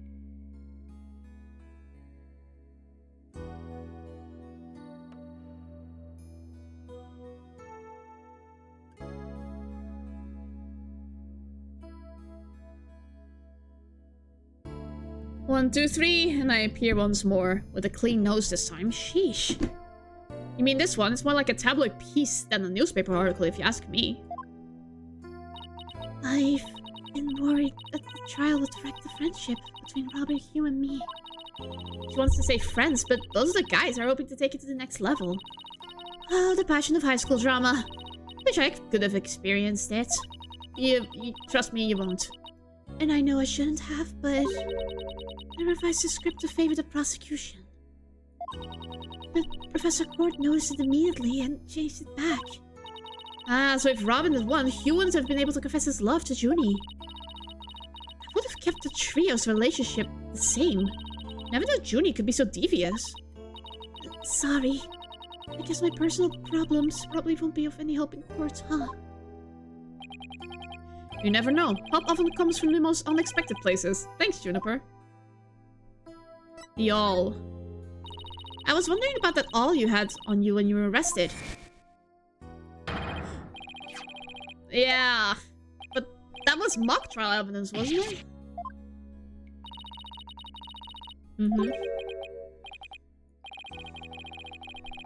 Oh my gosh, Fulbright. Cuz, you really need to read between the lines more. It was the murder weapon from the mock trial. Professor Court and I were prepping it in the art room until the day before the trial. I didn't even realize I still had it on me until I was arrested. There is nothing to worry about. There shouldn't be any way to link it to the crime. Still, that blood red color on the awl bothers me. Well, isn't it just paint or something? I mean, I was looking at it from pretty far away, but... It probably was just paint, but that's what bothers me. It wasn't on the awl when we were prepping it yesterday. Uh-oh. It wasn't? Then how and when did it get there? Well, before the mock trial began, I showed Thina and Mr. Wright to the waiting room. Then I went back to my dressing room to get the trial props we were going to use. That's when I found the art room key, and the awl with what looked like blood on it. A key and the awl? Professor Court normally has the art room key since she's the Fine Arts Club advisor. And since that key was there in the dressing room, I thought she was the one who had painted the awl to look like it had blood on it. After all, she always insisted that the props should be realistic, so... The awl suddenly shows up on the day of the trial with what looks like blood on it? I have a really bad feeling about this. Me too, but let's not jump the gun on this. Mock trial prep work. Let's see.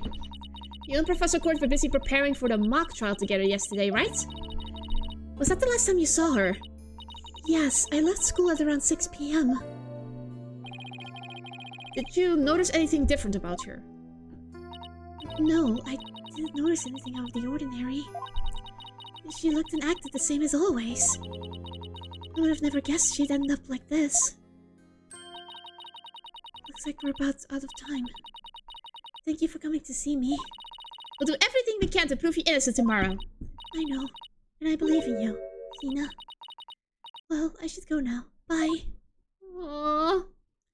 She must be protected at all costs. Is she gonna be alright? She's like a shadow of the girl we met back at the academy. The Junie I knew was always like that. A little weak and sickly. But the fact that she's lifted her facade shows that she trusts us. Even still. What is it? Well, when Junie and her two friends were talking about their friendship, I sensed some discord in their hearts. Seriously? Yeah, but it was really faint. I might have been mistaken.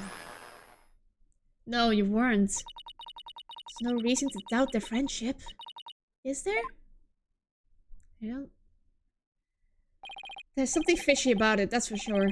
Don't worry, everything will be fine. You and June are friends, right? You know what that friend I mentioned to you earlier? Well, get this. Whenever something's troubling one of us, the other can just feel it. That's real friendship. Aww. I suppose you're right. Might as well forget about that and concentrate on the trial. Yep, tomorrow's the big day. Let's sort out what we know so far. Okay. Victim Professor Constance Court was murdered in the art room on the 3rd floor. Then her body was moved to the outdoor stage in the quad. Also, the location where we found the body was just as the mock trial script described. I wish those were the only similarities they shared. What do you mean? What I mean is the script and this case are exactly the same in almost every aspect. So it follows that the actual trial may very well unfold just like the mock trial did. Oh no! The mock trial ended right before the prosecution was about to win. Well, that's not gonna happen. This time, Junie will be declared not guilty. Of course, I intend to get our results the honest way. We can do this! We'll be fine! After all, I have Apollo, and he's the king of being fine. Perfectly worded. And that's the investigation done for today. All that's left is a trial. But before we go do the trial, I want to have a little snack break. So, let's have a bit of a break, shall we? I have like my little cookie that I have. Also, I actually managed to get ice cream, but it's pretty difficult to eat ice cream during stream because it will melt. I'm curious how this will go. And if the new Ace Attorney trailer drops. Will that be today? I don't know. Yesterday on Twitter, people were saying like praying for the Ace Attorney trailer tomorrow, so... Let's see how it turns out. I'm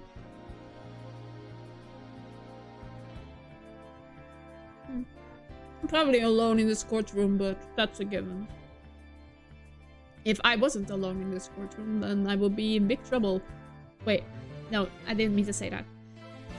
I specifically requested that I be alone in this courtroom, so... If there was someone else in this courtroom, that would be weird. Yeah, that's it.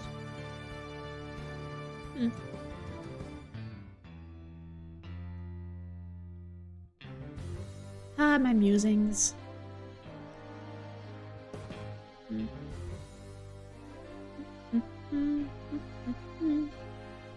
better to eat this like... Yesterday I had to eat this like during the gaming portion of it, and it was very awkward. Also, I almost choked. So yeah, no.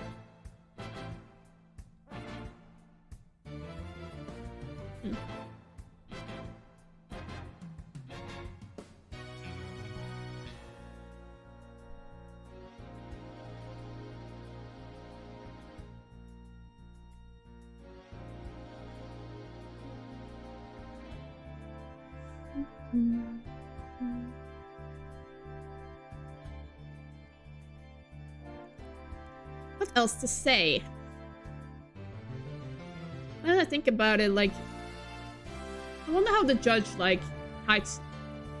I looked under the desk. It doesn't hide any snacks under the desk. Does he really just last like 2-hour, 4-hour trials without any snacks? Like, that's admirable for the judge. I wouldn't survive. I need my food. I need my energy. Otherwise, my hands are shaking.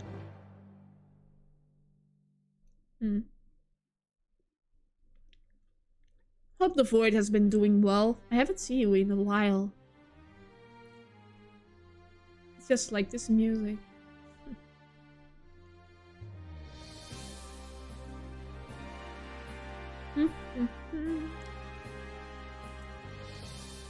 If somebody streams me right now, that will be very awkward.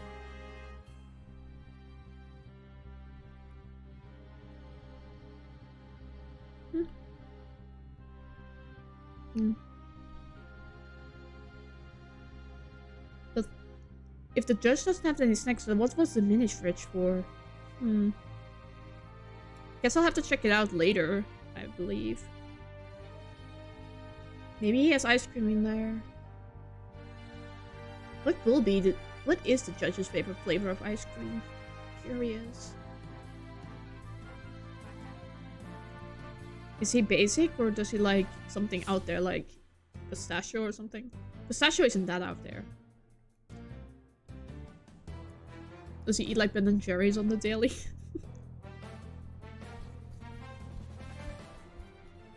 Okay.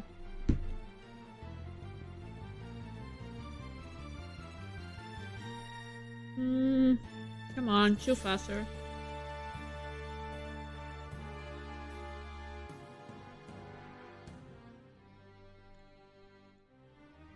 Okay. Quickly, I want to start. I want to see Blackwell again.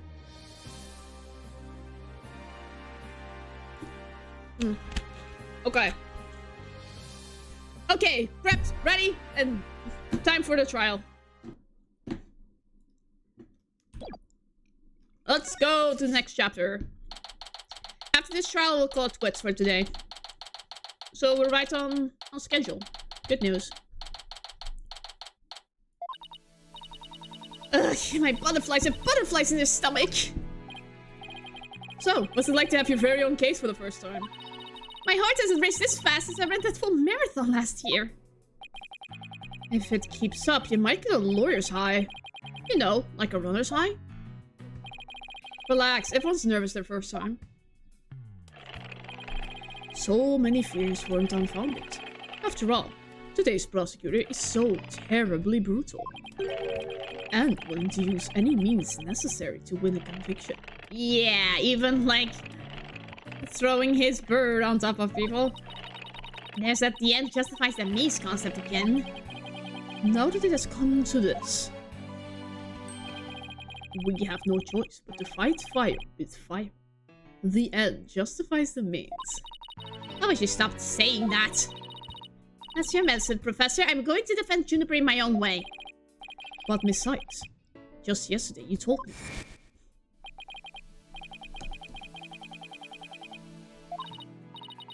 To get justice for Junie. Seeking justice for my clients. What if this trial proceeds in the same manner and ends in the same way as the mock trial? Would you not lose everything you've worked so hard to gain? Well, I'll just have to make sure that doesn't happen. But then won't I? My, but aren't you a stubborn one? Well, I suppose you will have to learn of your own inefficiency the hard way. Forgive me, Professor Meese, but can we just leave it at that? Oh dear, please forgive me. It's just, I wish I could protect Juniper by any means I can. I do too, but... Now, if you would excuse me. Thanks to him, I'm feeling more pressure than before. Don't let it get to you, Athena. Don't forget to keep smiling. Aww. I'll be fine. Never forgotten what Mr. Wright said. The worst of times are when lawyers have to force their biggest smiles. The trial is about to begin. I'll show you to the courtroom, if you please. Apollo, I'm counting on you to support Athena this time. Okay, Mr. Wright, leave it to me. That's right, I have Apollo to back me up. Junie's fate rests in my hands. I won't rest until she walks free. It is time to begin. October 25th, 10 a.m. District Court. Courtroom number 4. Day 1. Court is now in session. All rise. Court is now in session for the trial of Juniper Woods. Hi, Judge. Athena Sykes, the defense team leader, is ready, Your Honor. That sounds very confident. You sure you're okay? I'll be fine. Oh, hi, Blackwell. Your boldness. I know. As usual, you want me to deliver the opening statement. Ah! This case is crystal clear. I see no need to explicate it any further. Now, summon the witness. But... Is there something the matter? Please do share your boldness. Blackwell, why are you so cutthroat? Whatever gave you that idea? Bailiff, please call our first witness. And now we don't even get an opening statement. Hi, Fulbright. Hi, cousin. Detective Fulbright. He and Prosecutor Blackwell have become quite the team. Alright, the case brief. Leave it to me. Yes, let the detective in charge, everyone's favorite friend of justice, explain. What was that just now? It's like he and Blackwell are totally in sync. Well, I don't think they're capable of mind melding if that's what you're thinking. Alright, Detective Fulbright. Would you explain the case to the court?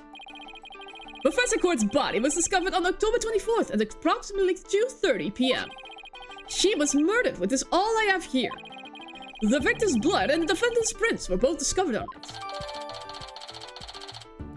Okay. Ah! Oh, helpful. Autopsy report. Time of death between 6 and 8 p.m. Cause of death, blood loss from a deep stab wound in the victim's side. Okay, so she was killed the day before. Wow, that bird can deliver evidence too. Blackwell has trained him well. Maybe Blackwell should train it not to mess up people's hair while he's at it. Moving right along.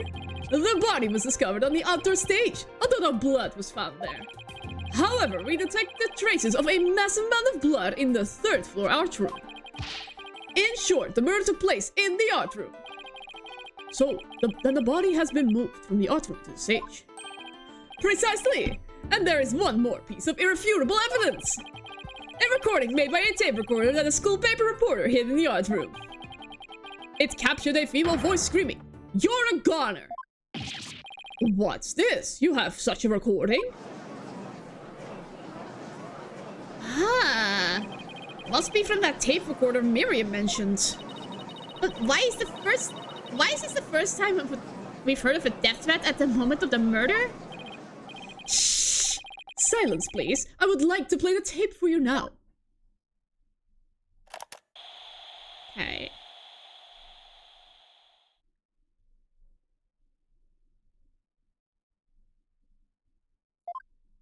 Why was there such a silence? It is quite hard to hear. But the voice does sound female. Used by Miriam to secretly record the conversation in the art room, a woman can be heard shouting, "You're a goner."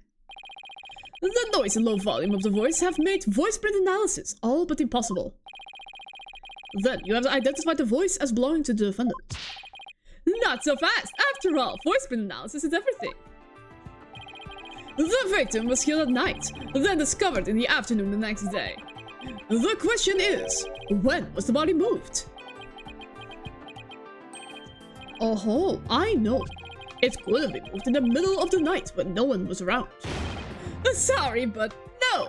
The campus was full of students that morning. However, no one reported seeing a body. That means the body was moved sometime before the mock trial when all the students and faculty were gathered in the lecture hall, and the rest of the campus was empty. It was during this time Hugo Comer, one of the mock trial participants, found the body.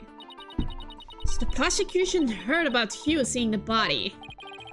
Wait one moment. If all of the students or faculty were gathered in the lecture hall, then there wouldn't have been anyone who could have moved the body. Ha ha ha! Have no fear, for there's always an exception. An exception? The 3 mock trial participants were standing by in individual dressing rooms. They were the only ones who had free access to the deserted campus before the mock trial. What? Then that would mean... What would that mean? Those 3 students were the only ones who could have moved the body. Injustice, we trust. I don't like where this is headed, Athena. Me neither. And by those 3, I mean... Hugh O'Connor, Rob Newman, and Juniper Woods. I knew it. Please, Detective Fulbright. Don't say what I think you're about to say. Injustice, we trust. I take it everyone understands now. The voice believed to be that of the murderer was female. And out of the 3 people who could have moved the body, just one is a girl. That leaves the defendant Juniper Woods as the only possibility. No!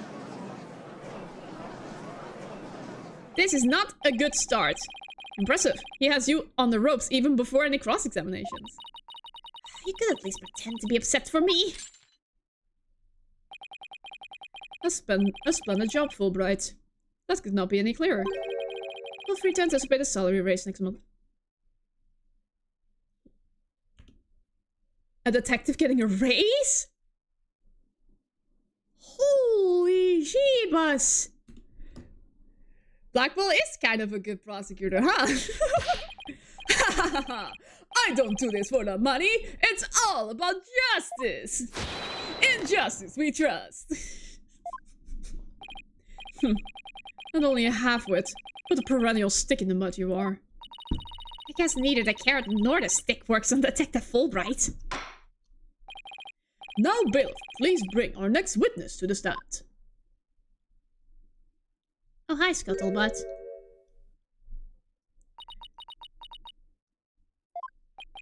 So, our first witness is a cardboard box. Boo!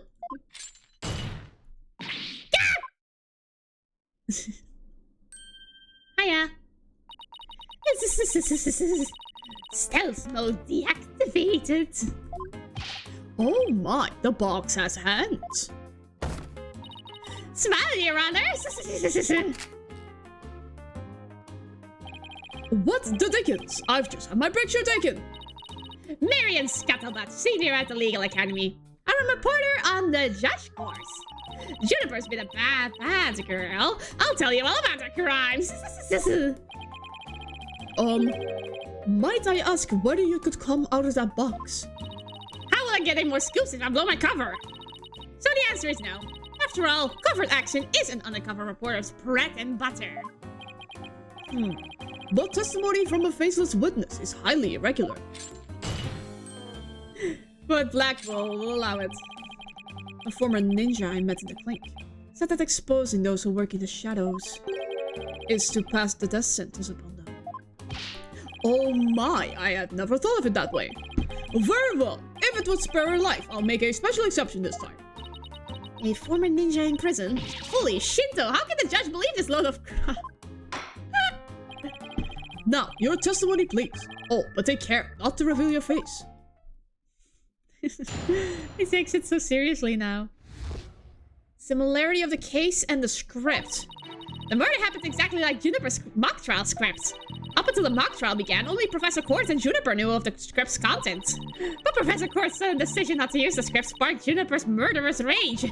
Juniper has to be the killer. She has a motive, and the murder is just like a script.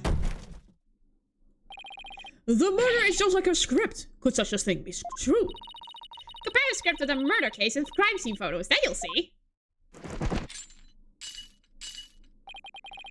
This is so simple, even Abe posing as a decrepit old judge could understand. Only the victim and the defendant were privy to the script. Ergo, the defendant is the killer. Furthermore, in the art room, where the crime supposedly occurred, this witness's script, along with an envelope in which use was written, were found. This proves that the accused's script had been rejected the day before the mock trial. She pressed the victim to use the script, an argument ensued, and then the fatal stabbing. Ugh, that makes perfect sense. What now? Prosecutor Blackwell has all his ducks lined up in a row. He's really on the roll now. Ugh, it's like a pit bull once it sinks its teeth into you. How dare she? My script had it all! A bum rap of phony evidence! Grudges and betrayals! I trust the defense is ready to cross-examine the witness. No problem. I mean, yes, I'm ready. I think. Time to find a hole in her testimony and unbox the truth. I've seen it done over and over. I know I can do this. Okay. Okay, Athena versus Blackwell. Similarity of the case in the script. Where it happened exactly like Juniper's mock trial script. That's true. Also, the script and Juniper knew the script's content. That's also true. Because of the decision not to use the script. Let's hear about this. How do you know that Professor Court wasn't going to use the script? There in the art room when the heinous crime took place. An envelope marked use and Miriam's Scuttlebutt script were found. Evidently, the script that was going to be used belonged to the girl in the box over there. It's only natural that my script will be accepted and hers rejected. I introduced all sorts of brand new concepts, including bribery and fake evidence. It was a cutting-edge script portraying a courtroom battle in the dark age of the law. I can't help but feel Professor Quartz went out of her way not to use it. Ah, but Juniper, she used some devious, underhanded tactics to get her script chosen. Hiya, Papaya, welcome to the stream. Peak character right here. Yeah, she's very charming in her weird way. Solid scuttlebutt, as we might say. That's why her script and not my masterpiece was used in the mock trial. What's that for an explanation?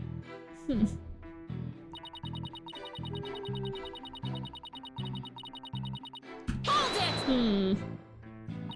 Anyone who saw the mock trial could have recreated the crime. After they saw the mock trial, they could have easily staged the body just like the script. Objection! But nobody else knew about the script.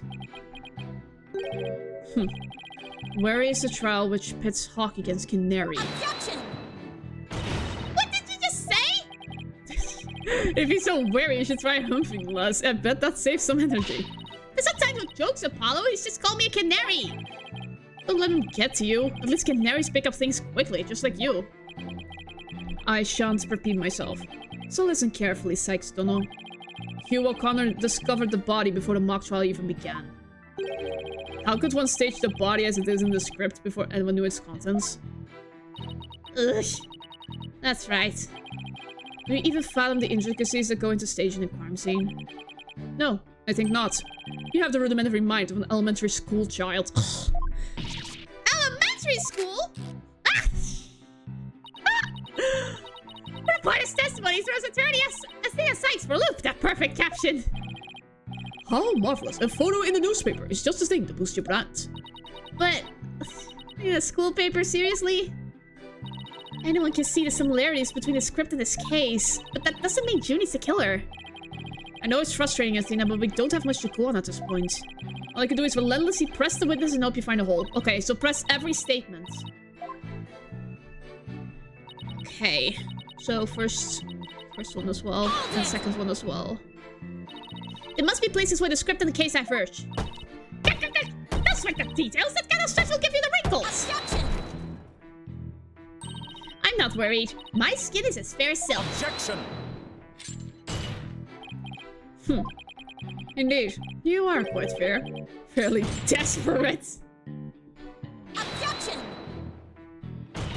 What did you just say? Blackwell really turned that one around on you. So saddle you on. Hurry up and think of a clever comeback. Whoa, easy there, Athena. I love Blackwell, he's so entertaining. Now you listen to me. The two cases do, indeed, have their differences. For one, the stage hadn't yet been erected in the mock trial script. And in the actual case, there were signs indicating the victim's wrists had been bound. But such differences pale in comparison to the host of similarities. In any event, replicating the crime without knowledge of the script is an impossibility. Looks like I won't be passing this off as coincidence. This what a total burn. Try again, why don't you, pawn of woods? I believe you pressed the witness more than enough, Miss Sykes. Okay, thank you. Now do you see how clear-cut my case is? Take it now, and in that fair, desperate mind of yours. Etch it deep so you may never forget. Nope, no sword. No! Even my arguments get thrown back in my face. What's it supposed to be like this? What am I going to do? Athena, you should just about have all the answers you've been looking for now. Huh? Think about it this way. If the killer knew the details of the mock trial, would they really commit the crime in the exact same way? I don't follow. Try to place yourself in the killer's shoes. I bet you'll discover an inconsistency if you do. I get it! Thanks, Apollo. Miss Scuttlebutt, just so we're clear, you're claiming that the killer intentionally made the crime scene look just like it was in the script. And that it is beyond the shadow of a doubt, not a coincidence. Is that correct? No, duh! After all, it's just more evidence of Juniper's evil she-devilies! Objection! What did I say? What did I say? Our client made the crime scene look just like the script. Something known only to her. That will be not just foolhardy, but completely irrational. What do you mean? Yes, Miss Sykes. Please tell this court what you mean by irrational. It wouldn't make any sense for Junie to mimic her own script on purpose because it would make her the culprit. The murder scene was the same as it was in the mock trial script. That in of itself is irrational. What's wrong with it being the same? Yes, Miss Sykes. Care to explain what you mean? Okay, let's say for argument's sake that Miss Woods is a killer. If so, then what reason would she have to intentionally make the actual murder mimic her own script? That's easy. She was admitting that she was that. Ah! That's right. If she had really done that, it would have been like proclaiming to the world that she was the killer. So what we actually have here is evidence of someone trying to frame our client. Oh my gosh, we almost saw her face! The body was found the day of the mock trial. In short, the day the details were revealed. So it would be completely inconceivable for the murder to go exactly like the script. Don't let it go to your head just yet! Objection! Okay, what do you have to say? It would seem just as though his comrade in arms has finally drawn his sword. However, the blade is dull, and it shall remain so until you master its use. Enough with the stupid sword metaphors already! There is a perfectly good reason for the inconsistency of which you speak. Reason? What reason? Must I spell out everything? You are what people today call high maintenance. The music dropped! The accused had intended to stop the mock trial, and in that event, nary a soul would have been the wiser to the similarities of the case and script. Objection! No, the mock trial was only stopped after the body was accidentally discovered. Objection! Our witness here had also discovered the body. In fact, she was led to our dearly departed professor by the accused herself. Oh, what? Miss Scuttlebutt saw the body too? Precisely. And with the discovery of the body, the mock trial ought to have been cancelled. Wait, so you didn't call the police? Nope, I kept a secret for my big scoop! you serious? You can't do that! I made her pay a long and hard penance for her sin. Did I not, my little box top? Compared to the work of a war correspondent, the sheer terror of that was... Sheesh, I wonder what the twisted samurai did to her. Lock off all the holes in her box? And spin her like a top while Detective Fulbright cackled in the Spin faster! Spin faster, Blackwell! Spin faster! Sounds more like nauseating than scary. Enough jabbering. Witness, continue your testimony. Sure, Mrs. Samurai, I'm ready to finish off the she-devil. Okay. Let's go about Saw. I stuck into Juniper's dressing room while everyone was in the lecture hall. Juniper had changed into a stage costume. I asked her, "What are you doing?" When suddenly she fled into the hallway, and if she wanted me to follow her. I followed her all the way to Professor Court's body. She led me right to it. I'm positive it was Juniper because she was wearing the costume that she had made. Hold it! Huh? Why did you withhold such key testimony? Ah! What's that supposed to mean? Athena, you haven't even started your cross-examination. I know, but the testimony points to her as being a potential suspect. Well, I don't think Prosecutor Blackwell is... No, wait, I bet he's already saw that. The witness left that lecture hall to sneak into Miss Woods' room before the mock trial. That means she too could have moved the victim's body. The prosecution's claim no longer has any ground to stand on. Ah! Help! You don't have to stick your bird onto me, Blackwell. No, no. No need to ruffle your own feathers, so. When you squeak like a little brat, it agitates Sokka. Do you want him to peck your eyes out? No. No thanks. You listen here. The witness has a perfectly good alibi. Oh yeah, I do. Around the estimated time of death. I was at the undercover reporter's class. It's right near my home. Undercover reporter class? The proverbial rug has been pulled from under you. The witness could not be the killer. The defense must look before leaping, or at least make sure the rug's secured to the floor. I tried to warn you. Oh. She's a beginner. Give him some slack. Well, there ends the cross-examination. Let's allow the witness to step down. Huh? No, wait a minute. The defense has no right to cross-examine the witness after that little spectacle. For whatever a man is sowing, this you will also reap. Ugh, why can't he say you reap what you sow? Very well. If the cross-examination is over, I suppose the witness may go home. No!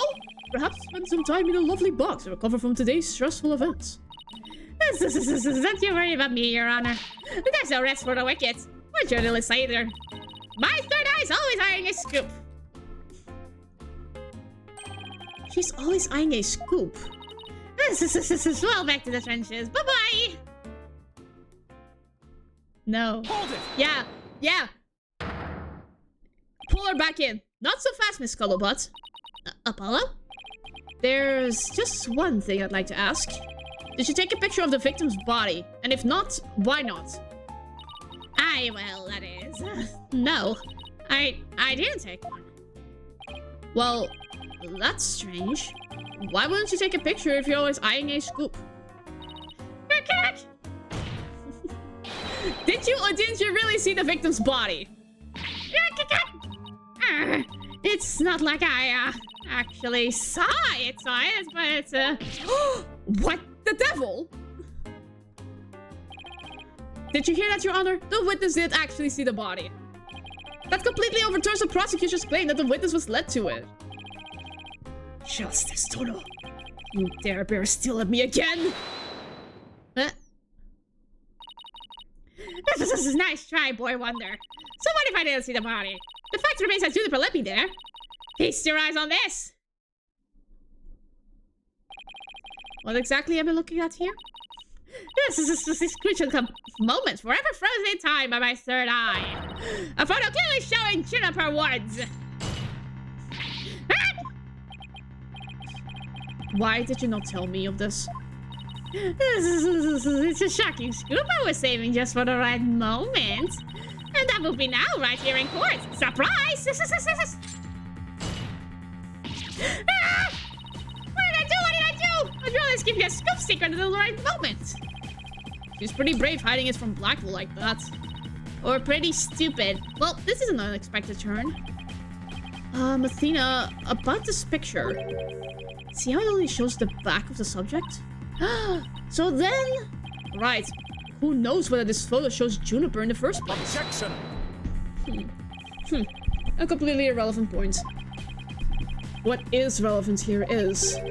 there was someone who did try to lead the witness to the body. Take a gander at this. The route by which the accused escaped. The witness pursued the accused this way, after she fled the dressing room.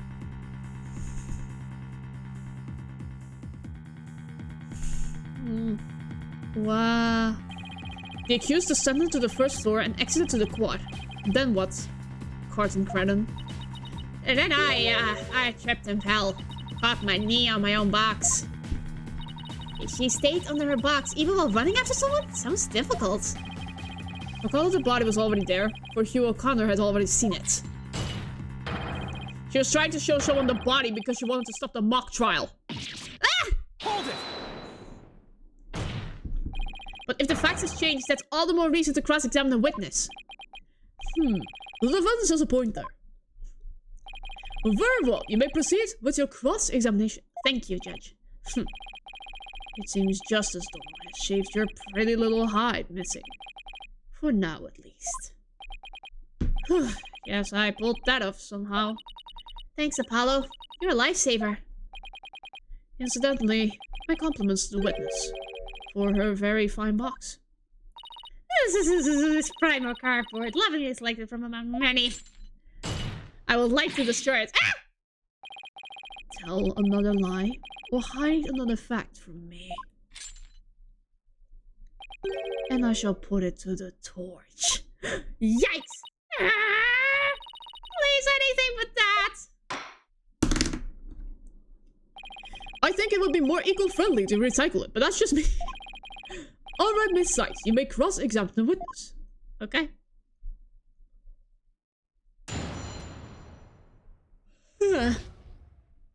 Okay, what's called about saw?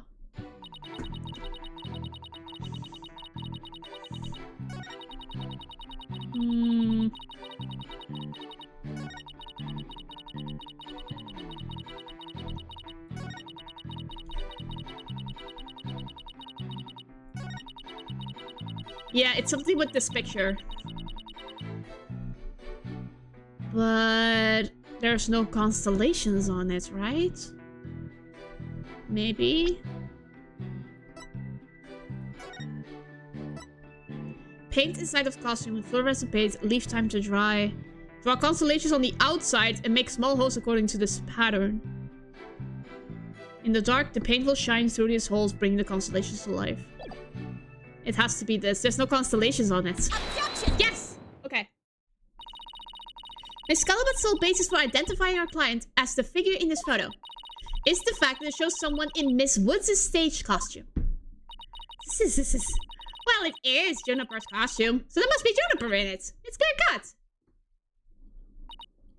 No, that's where you're completely mistaken. What? This is a design drawing of our client's stage costume. Oh my, what a wonderful creation. The constellations are extraordinary. I'm glad you noticed, because those stars are precisely what's important here. In the drawing, there are constellations all over the outside of the costume. But there's not a single star on the costume in this photo. Oh, then that means... what exactly? Your Honor, there were no other blue costumes at the scene.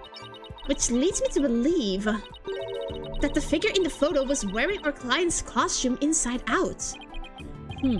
But why would Miss Woods make a mistake like that? Well, it's not really a matter of why, but rather who made the mistake of putting it on inside out. Wait, you're not suggesting? That's right, I'm glad you're catching on. The costume's designer wouldn't put her own costume on inside out.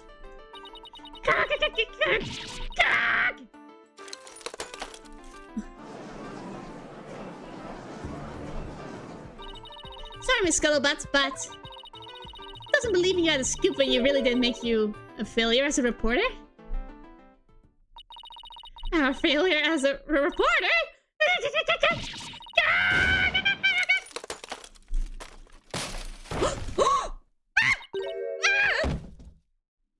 Oh my gosh! Why, hello, Miss Scuttlebutt. So nice to see the woman beneath the box. Say nothing! Objection! Now I will have you stop right there. Sykes, don't know.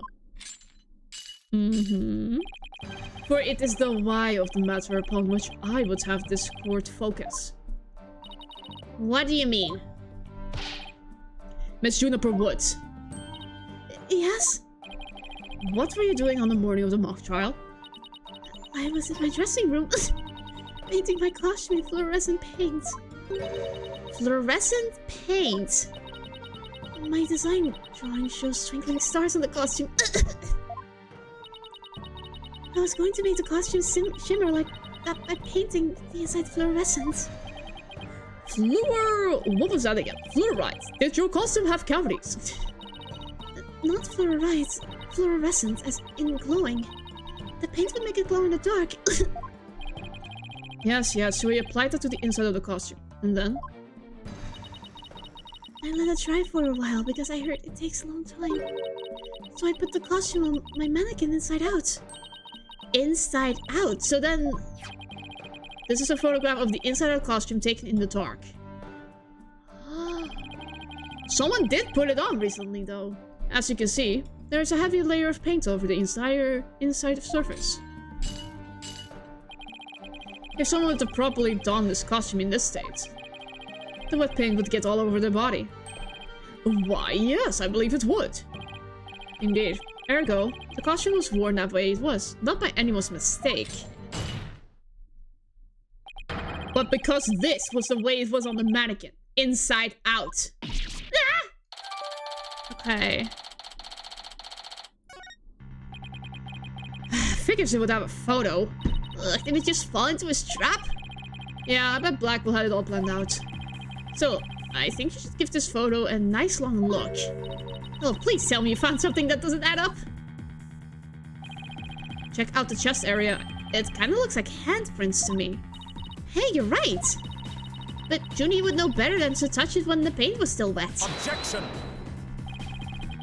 I believe the term to describe your thought process is wishful thinking. After all, if master painters make mistakes, why not rank amateurs such as the accused? Objection! So basically, you're saying my claim requires evidence to back it up? Evidence? That shouldn't be a problem, right? After all, you've come this far. Just because I've come this far doesn't mean I've thought everything through, though. What? You mean you've just been bluffing? What did you expect me to do? I'm sick of losing to this guy.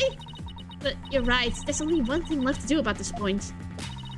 And that's to present some evidence. Pronto! A showdown, is it?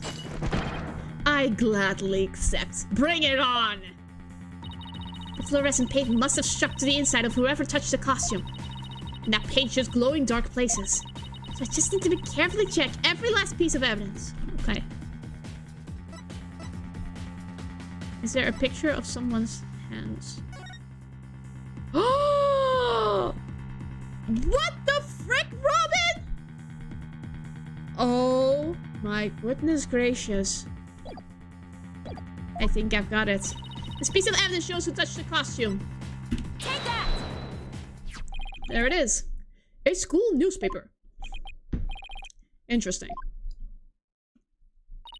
Take a look at the photo where the lights are dimmed and the spotlight is on Miss Woods.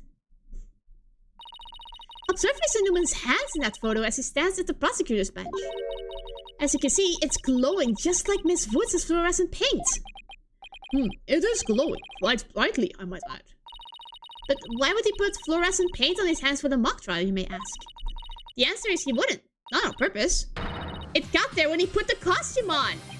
Oh, that means... What again? It means the figure photographed in the costume was not our client Juniper Woods. It was her classmate, Robin Newman. What? To think you were actually able to prove that. Well, you never know what's going to happen next. That's the thrill of the courtroom. So then... Does that mean that Robin is our man? Well, that's certainly how it looks. Very well. Robin Newman it is. He is here in the gallery, I trust. Show yourself. I challenge you to a duel. Oh god, I need to prepare my throat for that one. One sec. Oh god, he's struggling.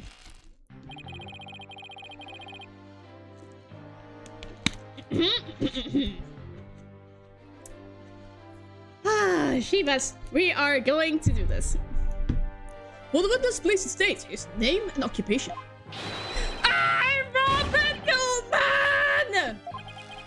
I want to become a great artist! I practice day and night! Yeah! No! That's not it! I was gonna be sincere, man! So for occupation, should we put down budding artist? No! That Legal Academy! Senior! Prosecutor course! This place is proof of my masculinity! I've been training to be a prosecutor for 18 years! Your whole life? Wait, how old is Robin? Let me see. Yeah, he's been training for it his whole life. Doesn't make sense. I assume you will be cleaning up the pottery you smashed before you leave today. Ah, man! Oh, God. It seems the witness has finally settled down. I guess nothing faces a judge after all these years. You may proceed with your testimony, Miss Newman. Specifically, the court wishes to hear why you had fluorescent paint on your hands. He's ready to fight. I touched the costume. I went to do Juniper in the dressing room, but she wasn't there! When I walked by that frilly costume, I was like, whoa! The mannequin was on! It was about to fall on me! I got that paint on me when I caught it! And I never put it on! That's just stupid! Hold it! No, Athena, again, don't. Your Honor, I recommend a short therapy session for the witness. Well, Mr. Newman does seem particularly agitated, but... No! Not again. What's his problem? I sensed it the moment Robin took the stand. The discord in his heart. So you think he might be hiding something? Probably. You ready, Miss Newman? Let's see what the Moon Matrix can do for you. Okay.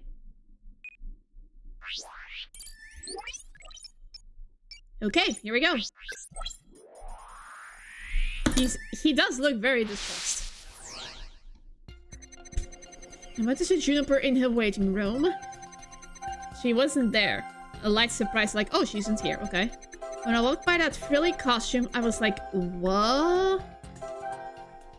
Like, ooh, pretty costume. Mannequin, it was about to fall over. Got that paint on me when I caught it. I never put it on, and that's just stupid.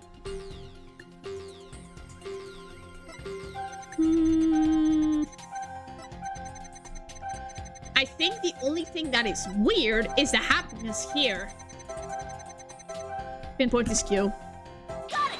Why were you happy seeing the costume? When you mentioned the stage costume, I sensed a sudden powerful feeling of joy. Would you care to explain, Mr. Newman?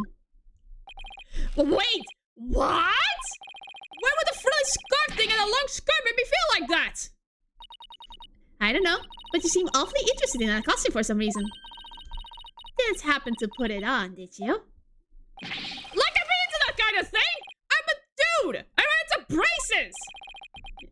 You don't think Robin's actually got a thing for Juniper's outfit, do you? Oh, come on, isn't it obvious? You're enjoying this a bit too much, Athena. No way, man! The mannequin kept falling toward me, so I stuck on my hands to stop it! End of story! It's a new piece of information. Time to run an update. Oh, but that doesn't match the handprints. Even after that update, something just doesn't feel right here. You have anything that could prove his statement contradicts what really happened? Yeah, the hand position is wrong. Take that! You said the mannequin came falling towards you, so you struck your hands out to stop it. If so, then the fingers of your hands would have been pointing outward like this. But that's not what the handprints show. In fact, this looks more like just your thumbs in the base of your palms. Oh, why in the world would I leave such weird handprints? You know why. You left them when you went to adjust the scarf after putting it on. Just like the model in this drawing. Whoa! Why don't you just admit it, Mr. Newman? You did put the stage costume on, didn't you? And you really do like Miss Winston's clothes, don't you? Fine! I admit to putting the costume on, but I don't like girly clothes, man! That was a very low decrease. Yes, new information to plug in. Time for another update. Okay. Snuck in knowing the costume was in there. My heart was pounding even though I'm a guy. Then I saw it was even more amazing than I'd imagined. It's like, whoa, I'm a guy, I got all excited. But then, why are you sad? Got it! Bingo! There, another emotion that doesn't fit. So what? You really starting to get on my nerves, man! Mr. Newman, you got excited when you put the costume on. But you also felt sad. Who cares if I felt sad? It's no big deal! Okay, Mr. Newman, out with it. Why did you feel sad? You're hiding something, aren't you? Oh no! You're not fooling anyone anymore. Now tell us why you were sad. Okay, fine! If you're gonna be that way, I'll tell you! The reason I felt sad is... No matter how much I dress up, I'll never be as pretty as Juniper! Oh, that is actually very sad. Well, no offense, but his habit of shouting at the top of his lungs doesn't exactly help. No! That's not it! I totally owned those girly clothes! I should have been totally pretty! But there's something that keeps getting in my way! Whoa, that's a whole lot of anger and raw emotion right there. Yikes, my throat. His heart is crying out in pain. His emotions are out of control. Out of control emotions. We saw those during the Ninetales incident. So all we have to do is find the source of his uncontrollable anger, right? Right, and we look for a conflict between his statements and the images we see. If we can find it, we can wrestle him away from whatever's tormenting him. Mr. Newman said that there's something getting in the way of him being pretty. Something that doesn't go with girly clothes. But what could it be? The brace? Fine, I'll testify, man! Oh, he really is distressed. There we go. I'm curious if I get to see all the emotions. I wonder what the outburst of happiness looks like. Oh my gosh, my lungs.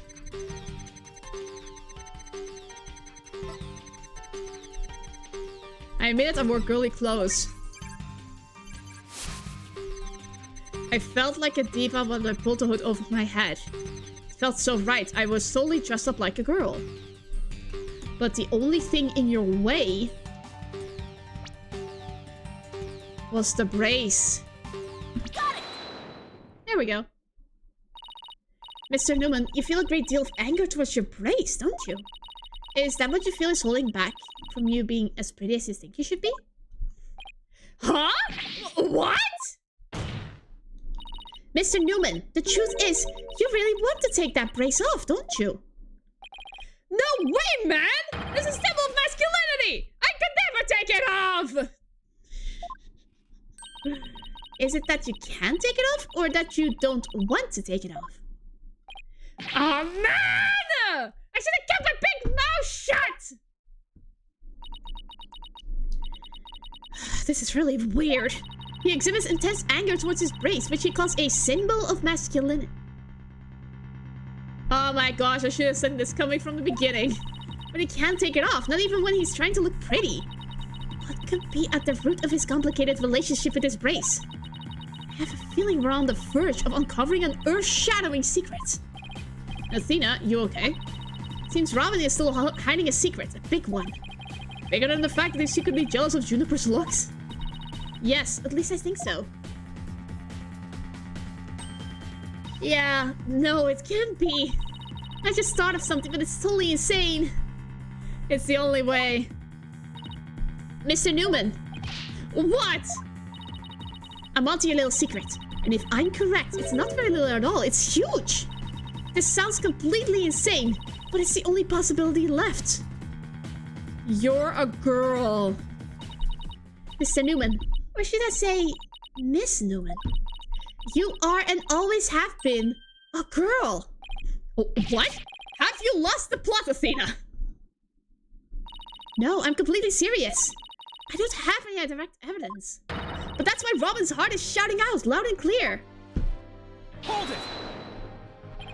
I still think you've totally lost it. I mean, Robin reeks of testosterone. How can he possibly be? It's so obvious that it's not true, Apollo. Do you see that? I, for one, have never seen a girl who shouts like a maniac all the time. This one over here. I shout like the top of my lungs.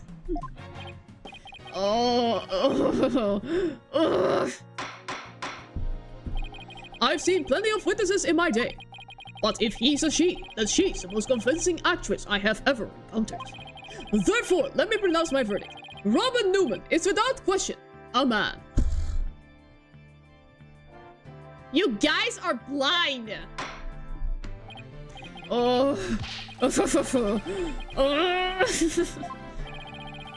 You are not truly just as Donna's equal in one area. You are just as equally insane. Never in the history of this planet has there been a finer specimen of the masculine spirit.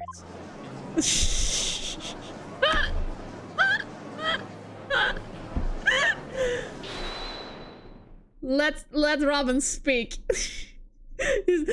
She's gonna prove you wrong instantly. Oh. Ah! If you guys are done talking about me! Ah! I'm...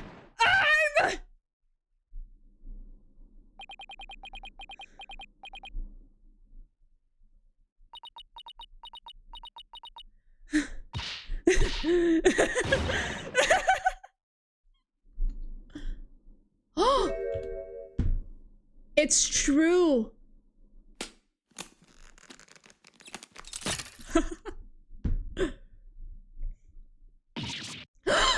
the brace, it's completely true. Wow, amazing. Miss Sykes, no, allow me to call you Athena. I wanted to keep this a secret at all costs, but no. What? But no way! No! Surely this must be some kind of chest. No. My gosh, you guys were blind. Nope, it's for real. I'm a girl, body and soul. If you don't believe me, I'll give you a P-E-E-K. Robin, no. As if. What an amazing transformation. It's like she's finally free for the first time of her life. Well, all the Discord is gone. The image is now complete. Aww. She's totally pretty. She's as pretty as Juniper. I was raised as a boy since I was little. And I studied law just as my parents wanted. But now this living lie that had me pinned to the ground, it's... Ah! It's been blown to smithereens by you, Athena! Now I can stop pretending I want to be a prosecutor! I'm gonna be an artist! Yay! My god! Order, order! What a shocking development. He really did turn out to be a she. Why is everyone looking at me like that? I feel like a movie star or something. But no paparazzi, please. I value my privacy. Okay, No picture of a credit, man! Am I just imagining things? Or is Robin even more hyper now than when she was a he? I don't know. Maybe it's because she finally got her troubles off her chest. Literally. This is all well and good, but does he, being a she, actually change anything? It does! The fact that the witness is actually a girl does change things. Because there's now a piece of evidence that we must reevaluate. Very well, let's see what the defense has for us now. What piece of evidence must we reconsider now that we know that the witness is a girl? Juniper is not the only girl in the trio. This is what I'd like the court to reconsider. Oh, the tape recorder. The one that recorded this threat, your recorder. That's right. And we have already established that it's a female voice in the recording. Of all the students who could have moved the body before the mock trial was to start, our client was the only female if you exclude Miss Scuttlebutt because of her alibi. And that is why the tape recorder made our client the prime suspect. Ah, so then... That's right. The witness just revealed that she's a girl. Therefore, if we are using the voice in this recording as the basis for hurling accusations, this witness must be labeled a suspect too. Oh! Oh no! Amazing. Wow, talk about a sudden turn of events. You've done it! You found a hole in one of the prosecution's key pieces of evidence. Yeah, but wow, that was a lot of work for a single one. Objection! Not so hasty now. You're forgetting that only one person here was privy to the script.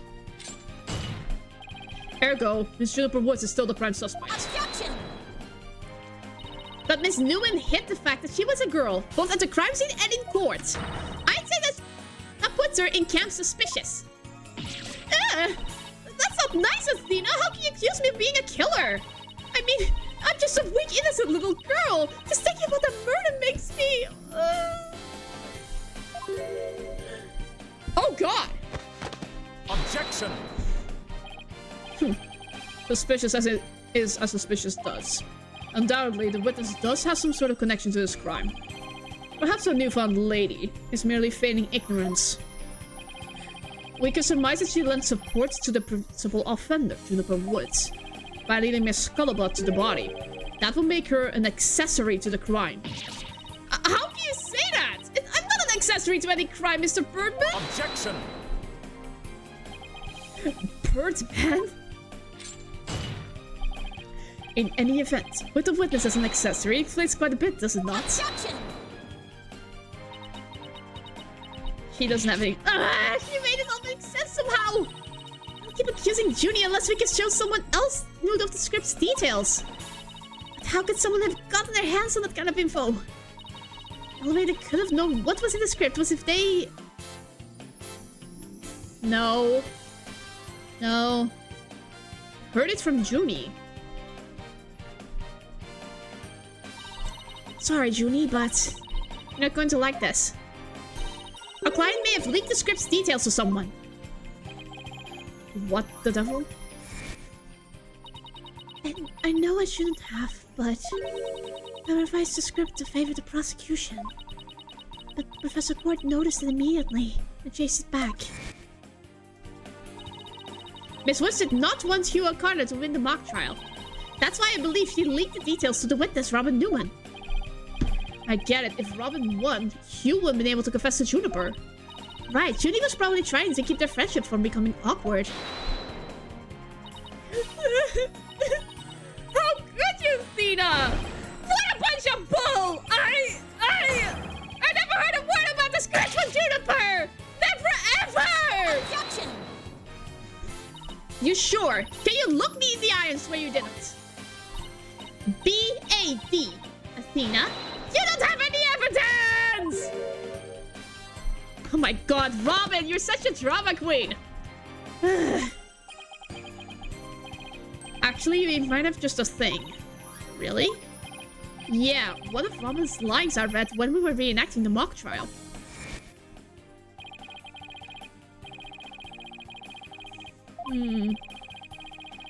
Okay. Oh! Robin said, "Oh, the green sweatsuit." S-U-R-E? I might have said that. But, so what? Well, think of it this way, Athena. Yeah, which way exactly? If I told you that I'd be wearing a blue suit today, but then showed up wearing what I've got on now, what would you say? Oh, the red suit. Ah, I think I've got it. Your Honor, we have evidence proving that Miss Newman knew the contents was a script. The defense moves to present said evidence to the court. Very well, Miss Sykes. Present away. This evidence proves that Miss Newman has prior knowledge of the script's contents. Board of weapons, all information put on the floor. The body was moved, why the body was moved. Things to prepare. Sweatsuit. Victim's outfit will be a red one from the prosecutor course. Bingo. Take that! The mock trial script. Yes. Miss Newman, during the mock trial, you were shown a photo of the victim's body. And reportedly, you reacted by saying, "Oh, the green sweatsuit." Yes, I said that. What's your point? It seems there's an issue with the green sweatsuit, and I think I know why. The proof is in the script, specifically on the things to prepare page. Sweatsuit victim's outfit will be a red one from the prosecutor course. You were surprised because the sweatsuit in the photo was green. But if you didn't know about the script's contents, then that shouldn't have surprised you. No! I thought we were friends, Athena! How can I have been so blind? In light of her privileged knowledge, I move to declare Miss Newman a suspect, Your Honor. You what?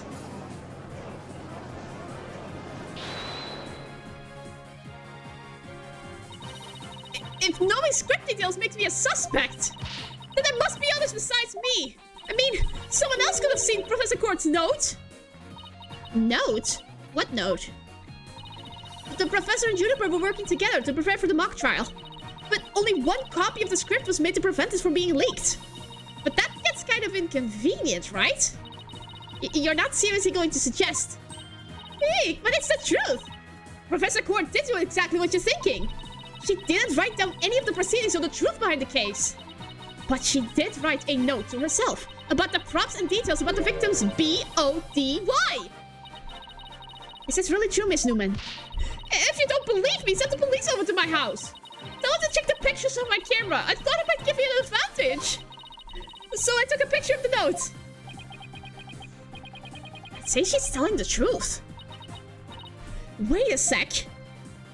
If there's a note with details about the body, then that means there are others who could have made the murder look like our client's script. Yes, I believe you're right. Apparently this case isn't as clear-cut as Prosecutor Blackwell would have us believe. This new revelation blasts a big fat hole in the prosecutor's case. Oh! Objection! Fully for you, Missy. But don't think this spells victory. And why not? Battle's still young, and my blade is now fully drawn. Between it and my next witness, your life will be forfeit. So put away your wooden sword. And show me what you're truly capable of if you wish to live. You want it? Don't worry, I'm gonna bring it. Heck yes. Who is the next wit? Oh no! I already said I want nothing to do with this trial. How juvenile. It is not a matter of what you want, for you will cooperate, you O'Connor. Prosecutor Blackwell, why have you called this witness? You will recall that the day before the mock trial, in short, the day of the murder, the accused testified that she left for home at around 6 p.m. Yes, my notes here do confirm that fact. Right. Our client wasn't at the school at the estimated time of death, so she couldn't be— Objection! Yet that was but a felicitous lie. A mistaken, golden boy. I have no intention of saying anything more. Now, if you'll excuse me. He refuses. Hold! I am not through with you yet. It seems the rogue prosecutor has it out for me. Leave and we just might discuss you know what. What? Ugh. No, wait! One little statement that Mr. Cool loses it? What's that all about? I changed my mind. I'll stay and testify. Are you sure, Mr. O'Connor? The word of a genius is as good as gold. Let's get on with this. Hugh O'Connor, a senior at the Tempest Legal Academy lawyer course. How's that? Just fine. Your testimony done, if you please. You're up against the top of the class now. I'd be careful if I were you. You know June would never lie like that. That pompous schoolboy would know what hit him. Okay. What is your deal, my dude? Around the time of the murder. To get mentally prepared for the mock trial, I meditated at the archery range till 7 p.m. At about 7:15, I went to the main building before going home. That's when I saw Juniper. We didn't say much as we passed by each other. She seemed her usual self. That's it. Anything else you'd like to ask? That is quite enough. Well done, golden boy. The final bell rings at 7 p.m., at which point the campus is a desolate place. Now, you will recall the tape recorder. You know the time of the voice recording. It was 7:10 p.m., the day before the mock trial. That was a dark hour of this heinous crime. Do you have any proof of that? As its final bell, the school plays a special broadcast when the clock strikes 7. The female voice on the tape appears 10 minutes after that broadcast. The killer waited until the school was empty to spring her devious and deadly trap. Okay. So, when the witness saw the defendant, that would have been. Indeed, it was 5 minutes after the voice was captured on tape in the archroom. Ergo, we know that the accused was still in the main building, even after the killing. So the time of the murder and the time of when the body was moved. Great. Another inconvenient testimony. Miss Sykes, your cross-examination, please. Okay. What will break this man? I have no clue. What even is this thing that he's carrying?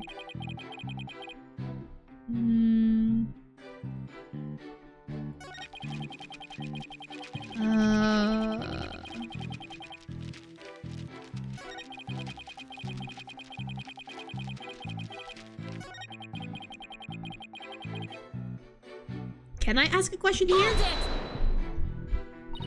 Alright, I'll take you up on your kind offer. I expected as much, so go ahead, ask away. Mr. Connor, I want to ask you... Did you go to the art room? Why did you stay past the last bell?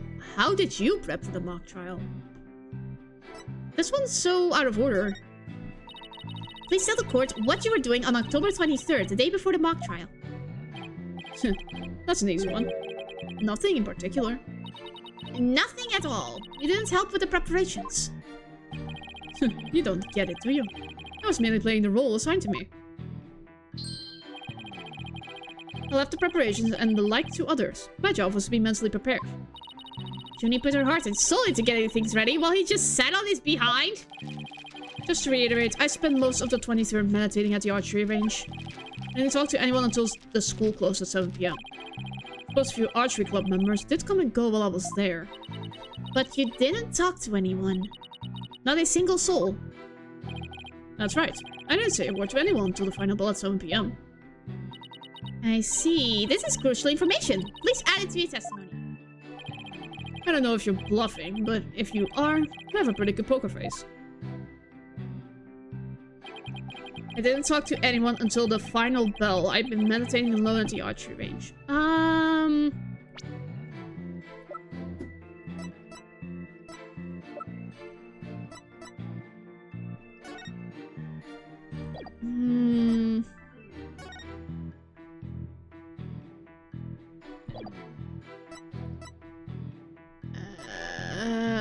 I don't think that's true. Hmm? Hold it!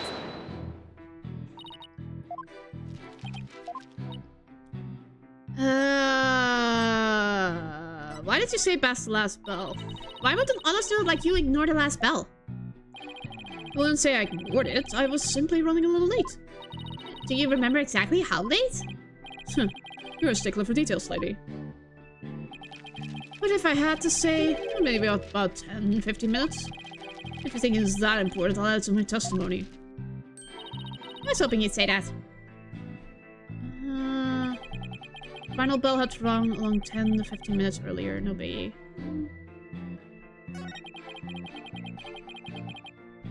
Hold it!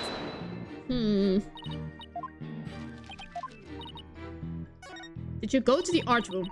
Did you stop by the art room, or as it's now known, the scene of the crime?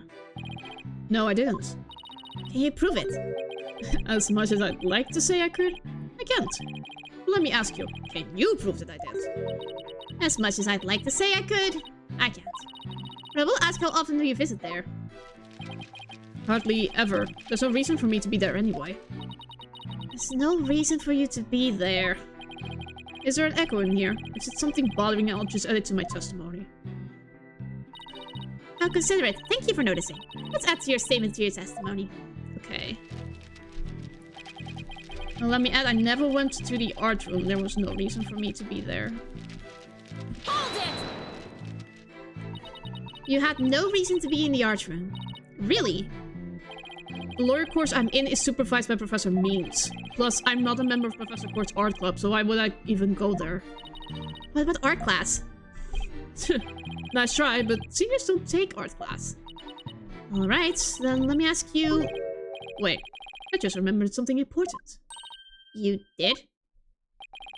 I scored only 100... Oh my god. Right, always happened to you, and those are some ego stroking. Anyway, what to ask next? Ikadi... I'm going to... Ikadi... Huh, that's an easy one. Nothing particular. Blah, blah, blah, blah, blah. I don't know what to say to this. Ba-bum.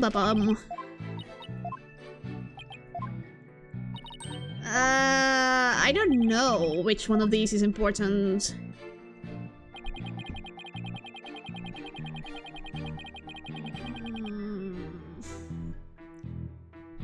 Hold it! You really didn't talk to anyone. Well, I did exchange a few greetings, but what does that matter?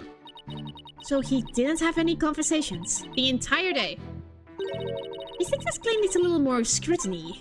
But what should I do? Is there anything I should ask about it in more detail?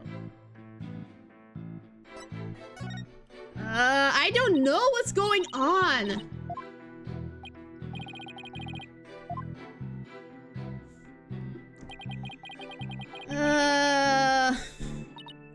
Wow, is that the confidence as a composure that comes from being a genius? Athena, it doesn't matter who's on the stand. Our job is still the same. Sure, but if Junie was really still at school at the 6 p.m. Ugh! That's spot any inconsistencies in Hugh's testimony either.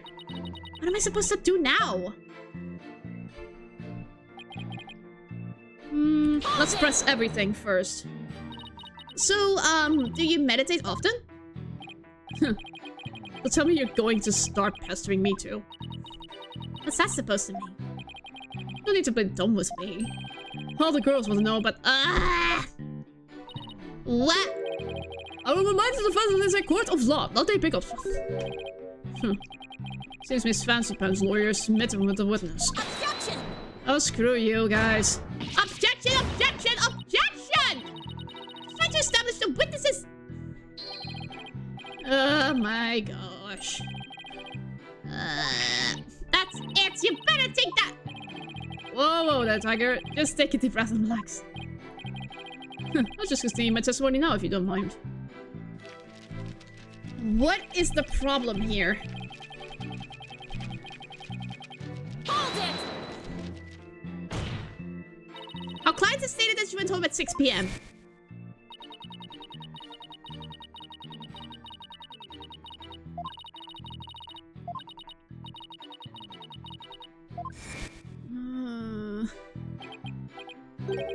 No, wrong.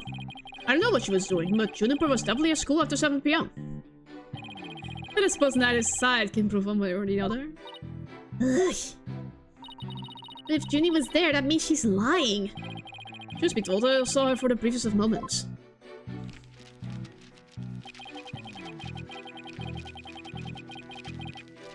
Hold it! So you just walk past a good friend, barely saying a word. Final bell had already rung. They get mad when you send around chatting. And again, we're not like you people, talking endlessly in these annoyingly loud voices. Objection! Annoyingly loud voices? I'd like it if you were strange when insulting my partner like that. Normally I'd shout objection right about now, but I'll take this one for the team. Anyway, I think that's all about I have to say. Okay, I didn't talk to anyone until the final bell. I've been meditating alone at the archery range. Wait a freaking second! They needed to meet! Objection! Yes! Oh my gosh! Why did that take... So you didn't talk to anybody on October 23rd? Are you sure about that? I already told you. My word is as good as gold. No. You met with Professor Court! Okay, then how do you explain this? And don't spare any details. Sorry, never seen that before. This is the victim's planner. She recorded all of her plans in great detail. Take a look at this page here. It reads 23rd, meet with Hugh, and important. Don't you find that interesting? What? Where did you get that? The keyword here is important. You say you were at the archery range all day. But you also said a few students came and went while you were there. That doesn't sound like a great place for an important talk. But the entire campus was buzzing with activity before the mock trial. Where they have possibly had a private conversation. I thought about that too, but the situation changes after the last bell. What's this now? The witness stayed after the last bell in order to have a private talk with the victim. Am I right, Mr. O'Connor? This is insane. Must we go through with this yet again? I suppose you also have no evidence as usual. No, I don't have any direct evidence. However, the witness was meditating until after the last bell. And he attempted to conceal his private meeting with the victim. First Robin, now me. Who are you going to accuse next? You're just another unscrupulous attorney looking to get ahead. Don't let him get to you. He's definitely hiding something. I mean, he was supposed to meet with the victim around the estimated time of death. I had my suspicions about Robin, but... Hugh seems just as guilty. These three are the only possible suspects after all. Mr. O'Connor, ask me this. Did you meet with Professor Court that day? He did, didn't he? Sorry, Mr. Jailbird Prosecutor. I don't mean to steal your thunder, but I have something to say. If it will save me some trouble, then by all means, speak away. If you will recall, Miss Sykes, the voice on the tape recorder was female. Knowing that, I'd like to explain how I could possibly be a suspect. Oh, he has a point. Impressive. Golden Boy here does shine gold indeed. Get to take the reins. You're more than capable of prosecuting this case. Sorry, but I'm starting to be a lawyer. What a pity. To think such genius is to be wasted on mere lawyering. Huh. At last, your moment is here, Sykes Donald. Time to refute Golden Boy's statement. And prove that you're the young prodigy worthy of the badge on your label. Could you lay any more pressure on? The voice is unmistakably female, so there's no point in arguing about that. It could be Professor Court. Yeah, you're right. In which case... To whom does the voice on the tape recorder really belong to? The victim. The voice on the tape belongs to the victim. That's the only thing that makes sense. Objection! Are you mad? The voice on the recording says you're a goner. That is something a murderer shouts at their victim, not the other way around. Yeah, that is a problem. You're a goner. You're a goner. You're a goner. Athena? You're a goner. You're a goner. Hugh O'Connor. Hugh O'Connor. Wait a second! Whoa, Athena, you're scaring me here. It was difficult to hear. You're scared? I'm terrified for even coming up with this! With what? Prosecutor Blackwell, you wanted to know if I am worthy of my badge. Well, I'm about to show you why. Despite my age, I can wear it with pride. Oh? Can I take it you won't be changing your argument? Still, the stance on this is a bit odd for the victim to be the one yelling you're a goner. I agree, if that's what the victim was saying. But it's not. I assume you have something to back up your assertion, Miss Sykes. Not exactly, but you don't have to add fuel to his fire, Your Honor. If it isn't the Professor Court's voice on the tape, then she was shouting because she was... threatening O'Connor, being... scolding. Scolding O'Connor? I would like to call one basic fact into question. Oh! If she threatened O'Connor, she wouldn't... O'Connor, this is horrible! But if she's scolding him like, you, O'Connor, I am so disappointed in you. That's why the scolding is one. I'd like to come one basic fact into question. Is that shout on the tape really saying you're a goner? What are you up to now, Athena? Professor Court's planner says she was supposed to meet with the witness for an important talk. Perhaps our witness, despite being a genius, had done something wrong. And this made Professor Court get angry with him during their private meeting. I don't see how this changes what we heard on the tape. Well, if you want to see how it changes things, let's try a little experiment. Your Honor, I want you to yell at the witness as if you're mad at him. But, and this is important, use his full name. Okay, let's see. Oh, Hugh O'Connor. What did I do to deserve that? Yes, like that. Let's try again, but faster. Hugh O'Connor. Huh? Hugh O'Connor. Hugh O'Connor? Hugh O'Connor? Wait a second. No, this can't be. Objection! It is. You think I spent the energy to lead you this far if this wasn't true? Ah, but it is, Your Honor.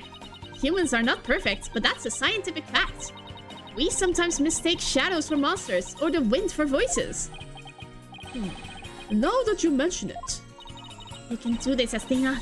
Just give the old guy one more little push. The sound on the tape recorder never was the phrase, you're a goner. That's only what we thought we heard, when in fact it was the witness getting yelled at. The court will note that this is different from the selective hearing men are so good at. Ah! I think you're right, but what was that last part again? Never mind. The important thing is that the voice that was recorded isn't our client's. And since it was the victim scolding the witness, he must now join the list of suspects. Ugh! Objection! His face is like... I thought that testimony would suffice, but it has come to this. I will not allow such fallacious quibbles to append this case. Prosecution has one final piece of evidence to present to the court. Okay. Evidence? What's he going to pull out now? Feast your eyes on the photo. And let me see this insolent look vanish from within them.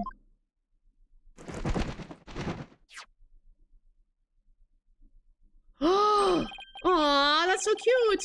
Let's see here. Oh, it's a picture of the defendant and the victim. Photograph shows professor and student preparing for the mock trial together. Wait, was this taken in the art room? The room where the murder occurred? Indeed it was.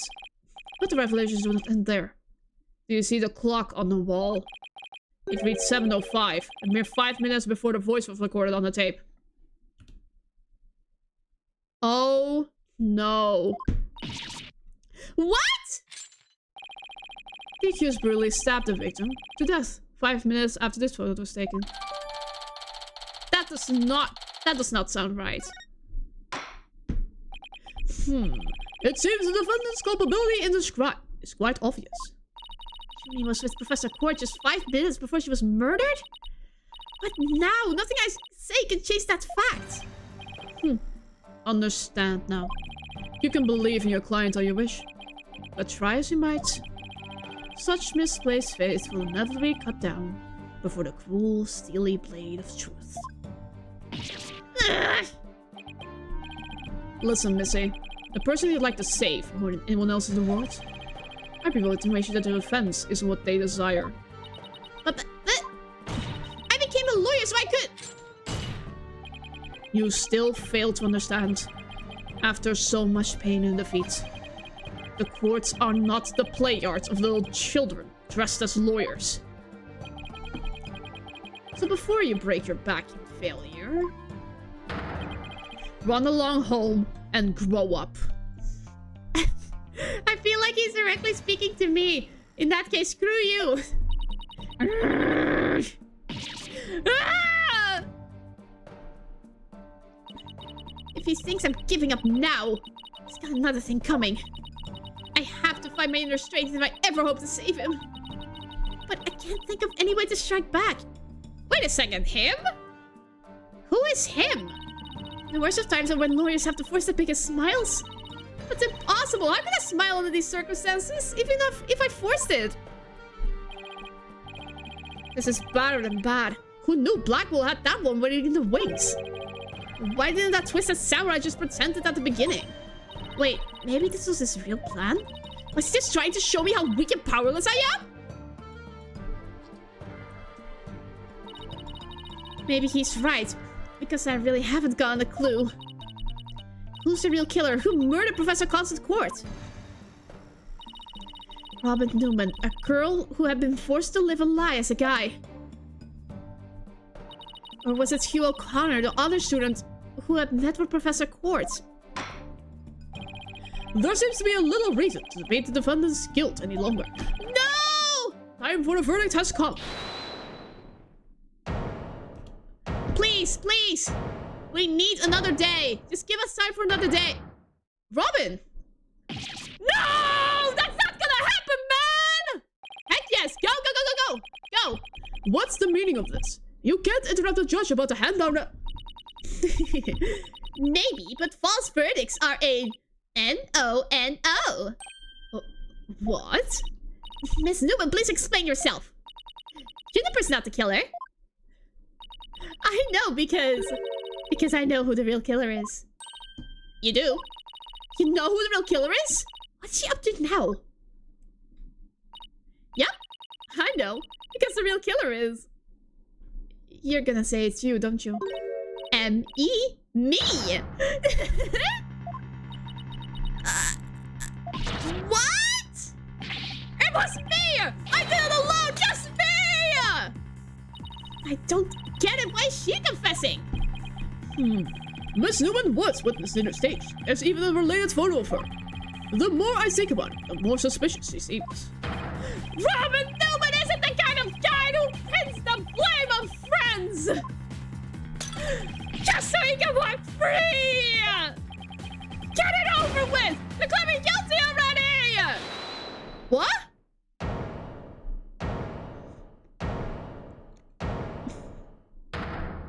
What? Please, wait. Juniper, what are you doing? No. Thank you for all you've done, Thena. But you have to forgive me. I can't let my friends take the blame any longer. No! Judy, no! Don't do it! You and Robin have nothing wrong. Have done nothing wrong. They have absolutely no connection to this case. The real killer is me. I alone am responsible for the entire crime. What? Judy, you know that's not true! Hurry up and retract your statement! I'm afraid it is true. Forgive me, Thena. Oh god, this is horrible! Why? Order, order! Will somebody please explain what's going on here? I see right through your cheap ploy.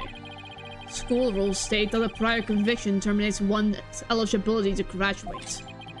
Guilty verdict here will make whatever dreams one had go up in a puff of smoke.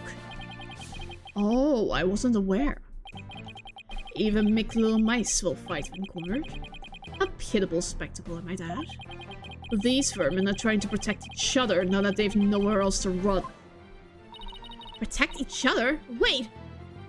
They did it all together? So was Robin just trying to protect Junie too?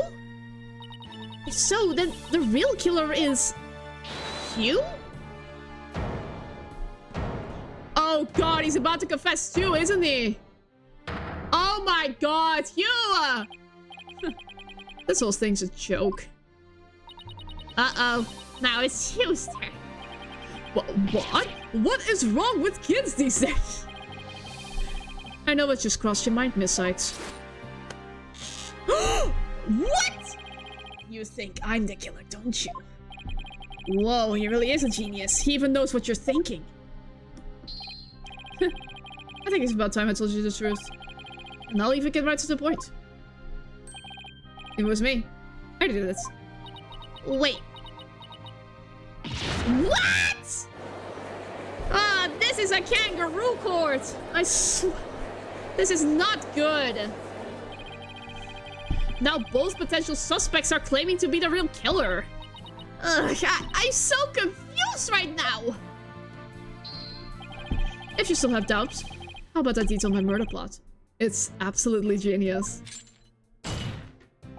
Enough of this nonsense. This is a court of law, not the set of some high school drama. I have to agree with Blackwell here. Shivas. I see I have no choice. I'm afraid I'll have to... Hi! Wait, your boldness. I'm sorry, Prosecutor Blackwell, but I'm in no position to hand down a verdict just yet. Okay, that was absolutely genius of those three. They definitely studied law. I am hoping that the defense and prosecution can come up with some airtight evidence. That is why I'm giving you both the rest of the day to continue investigating this case. Benjamin, I think I'm dreaming. Fine, do as you wish. This brings today's proceedings to a close. Court is adjourned. Oh my gosh, they gave us a lifeline. That was just insane. Oh my gosh. Save your current progress, yes. And we have come to the end of today. Oops, wrong. No, wrong panel. No. Well, it was pretty quiet today for a while, but not every day can be busy. And tomorrow we'll continue with the case because I'm busy on Sunday. I'm also busy tomorrow, but I've been missing this whole week, guys. Shivas. My gosh, living a real life and trying to conclude games on the right amount of time is very, very stressful, but nothing I can't handle. If all else, maybe I'll delay the stream tomorrow.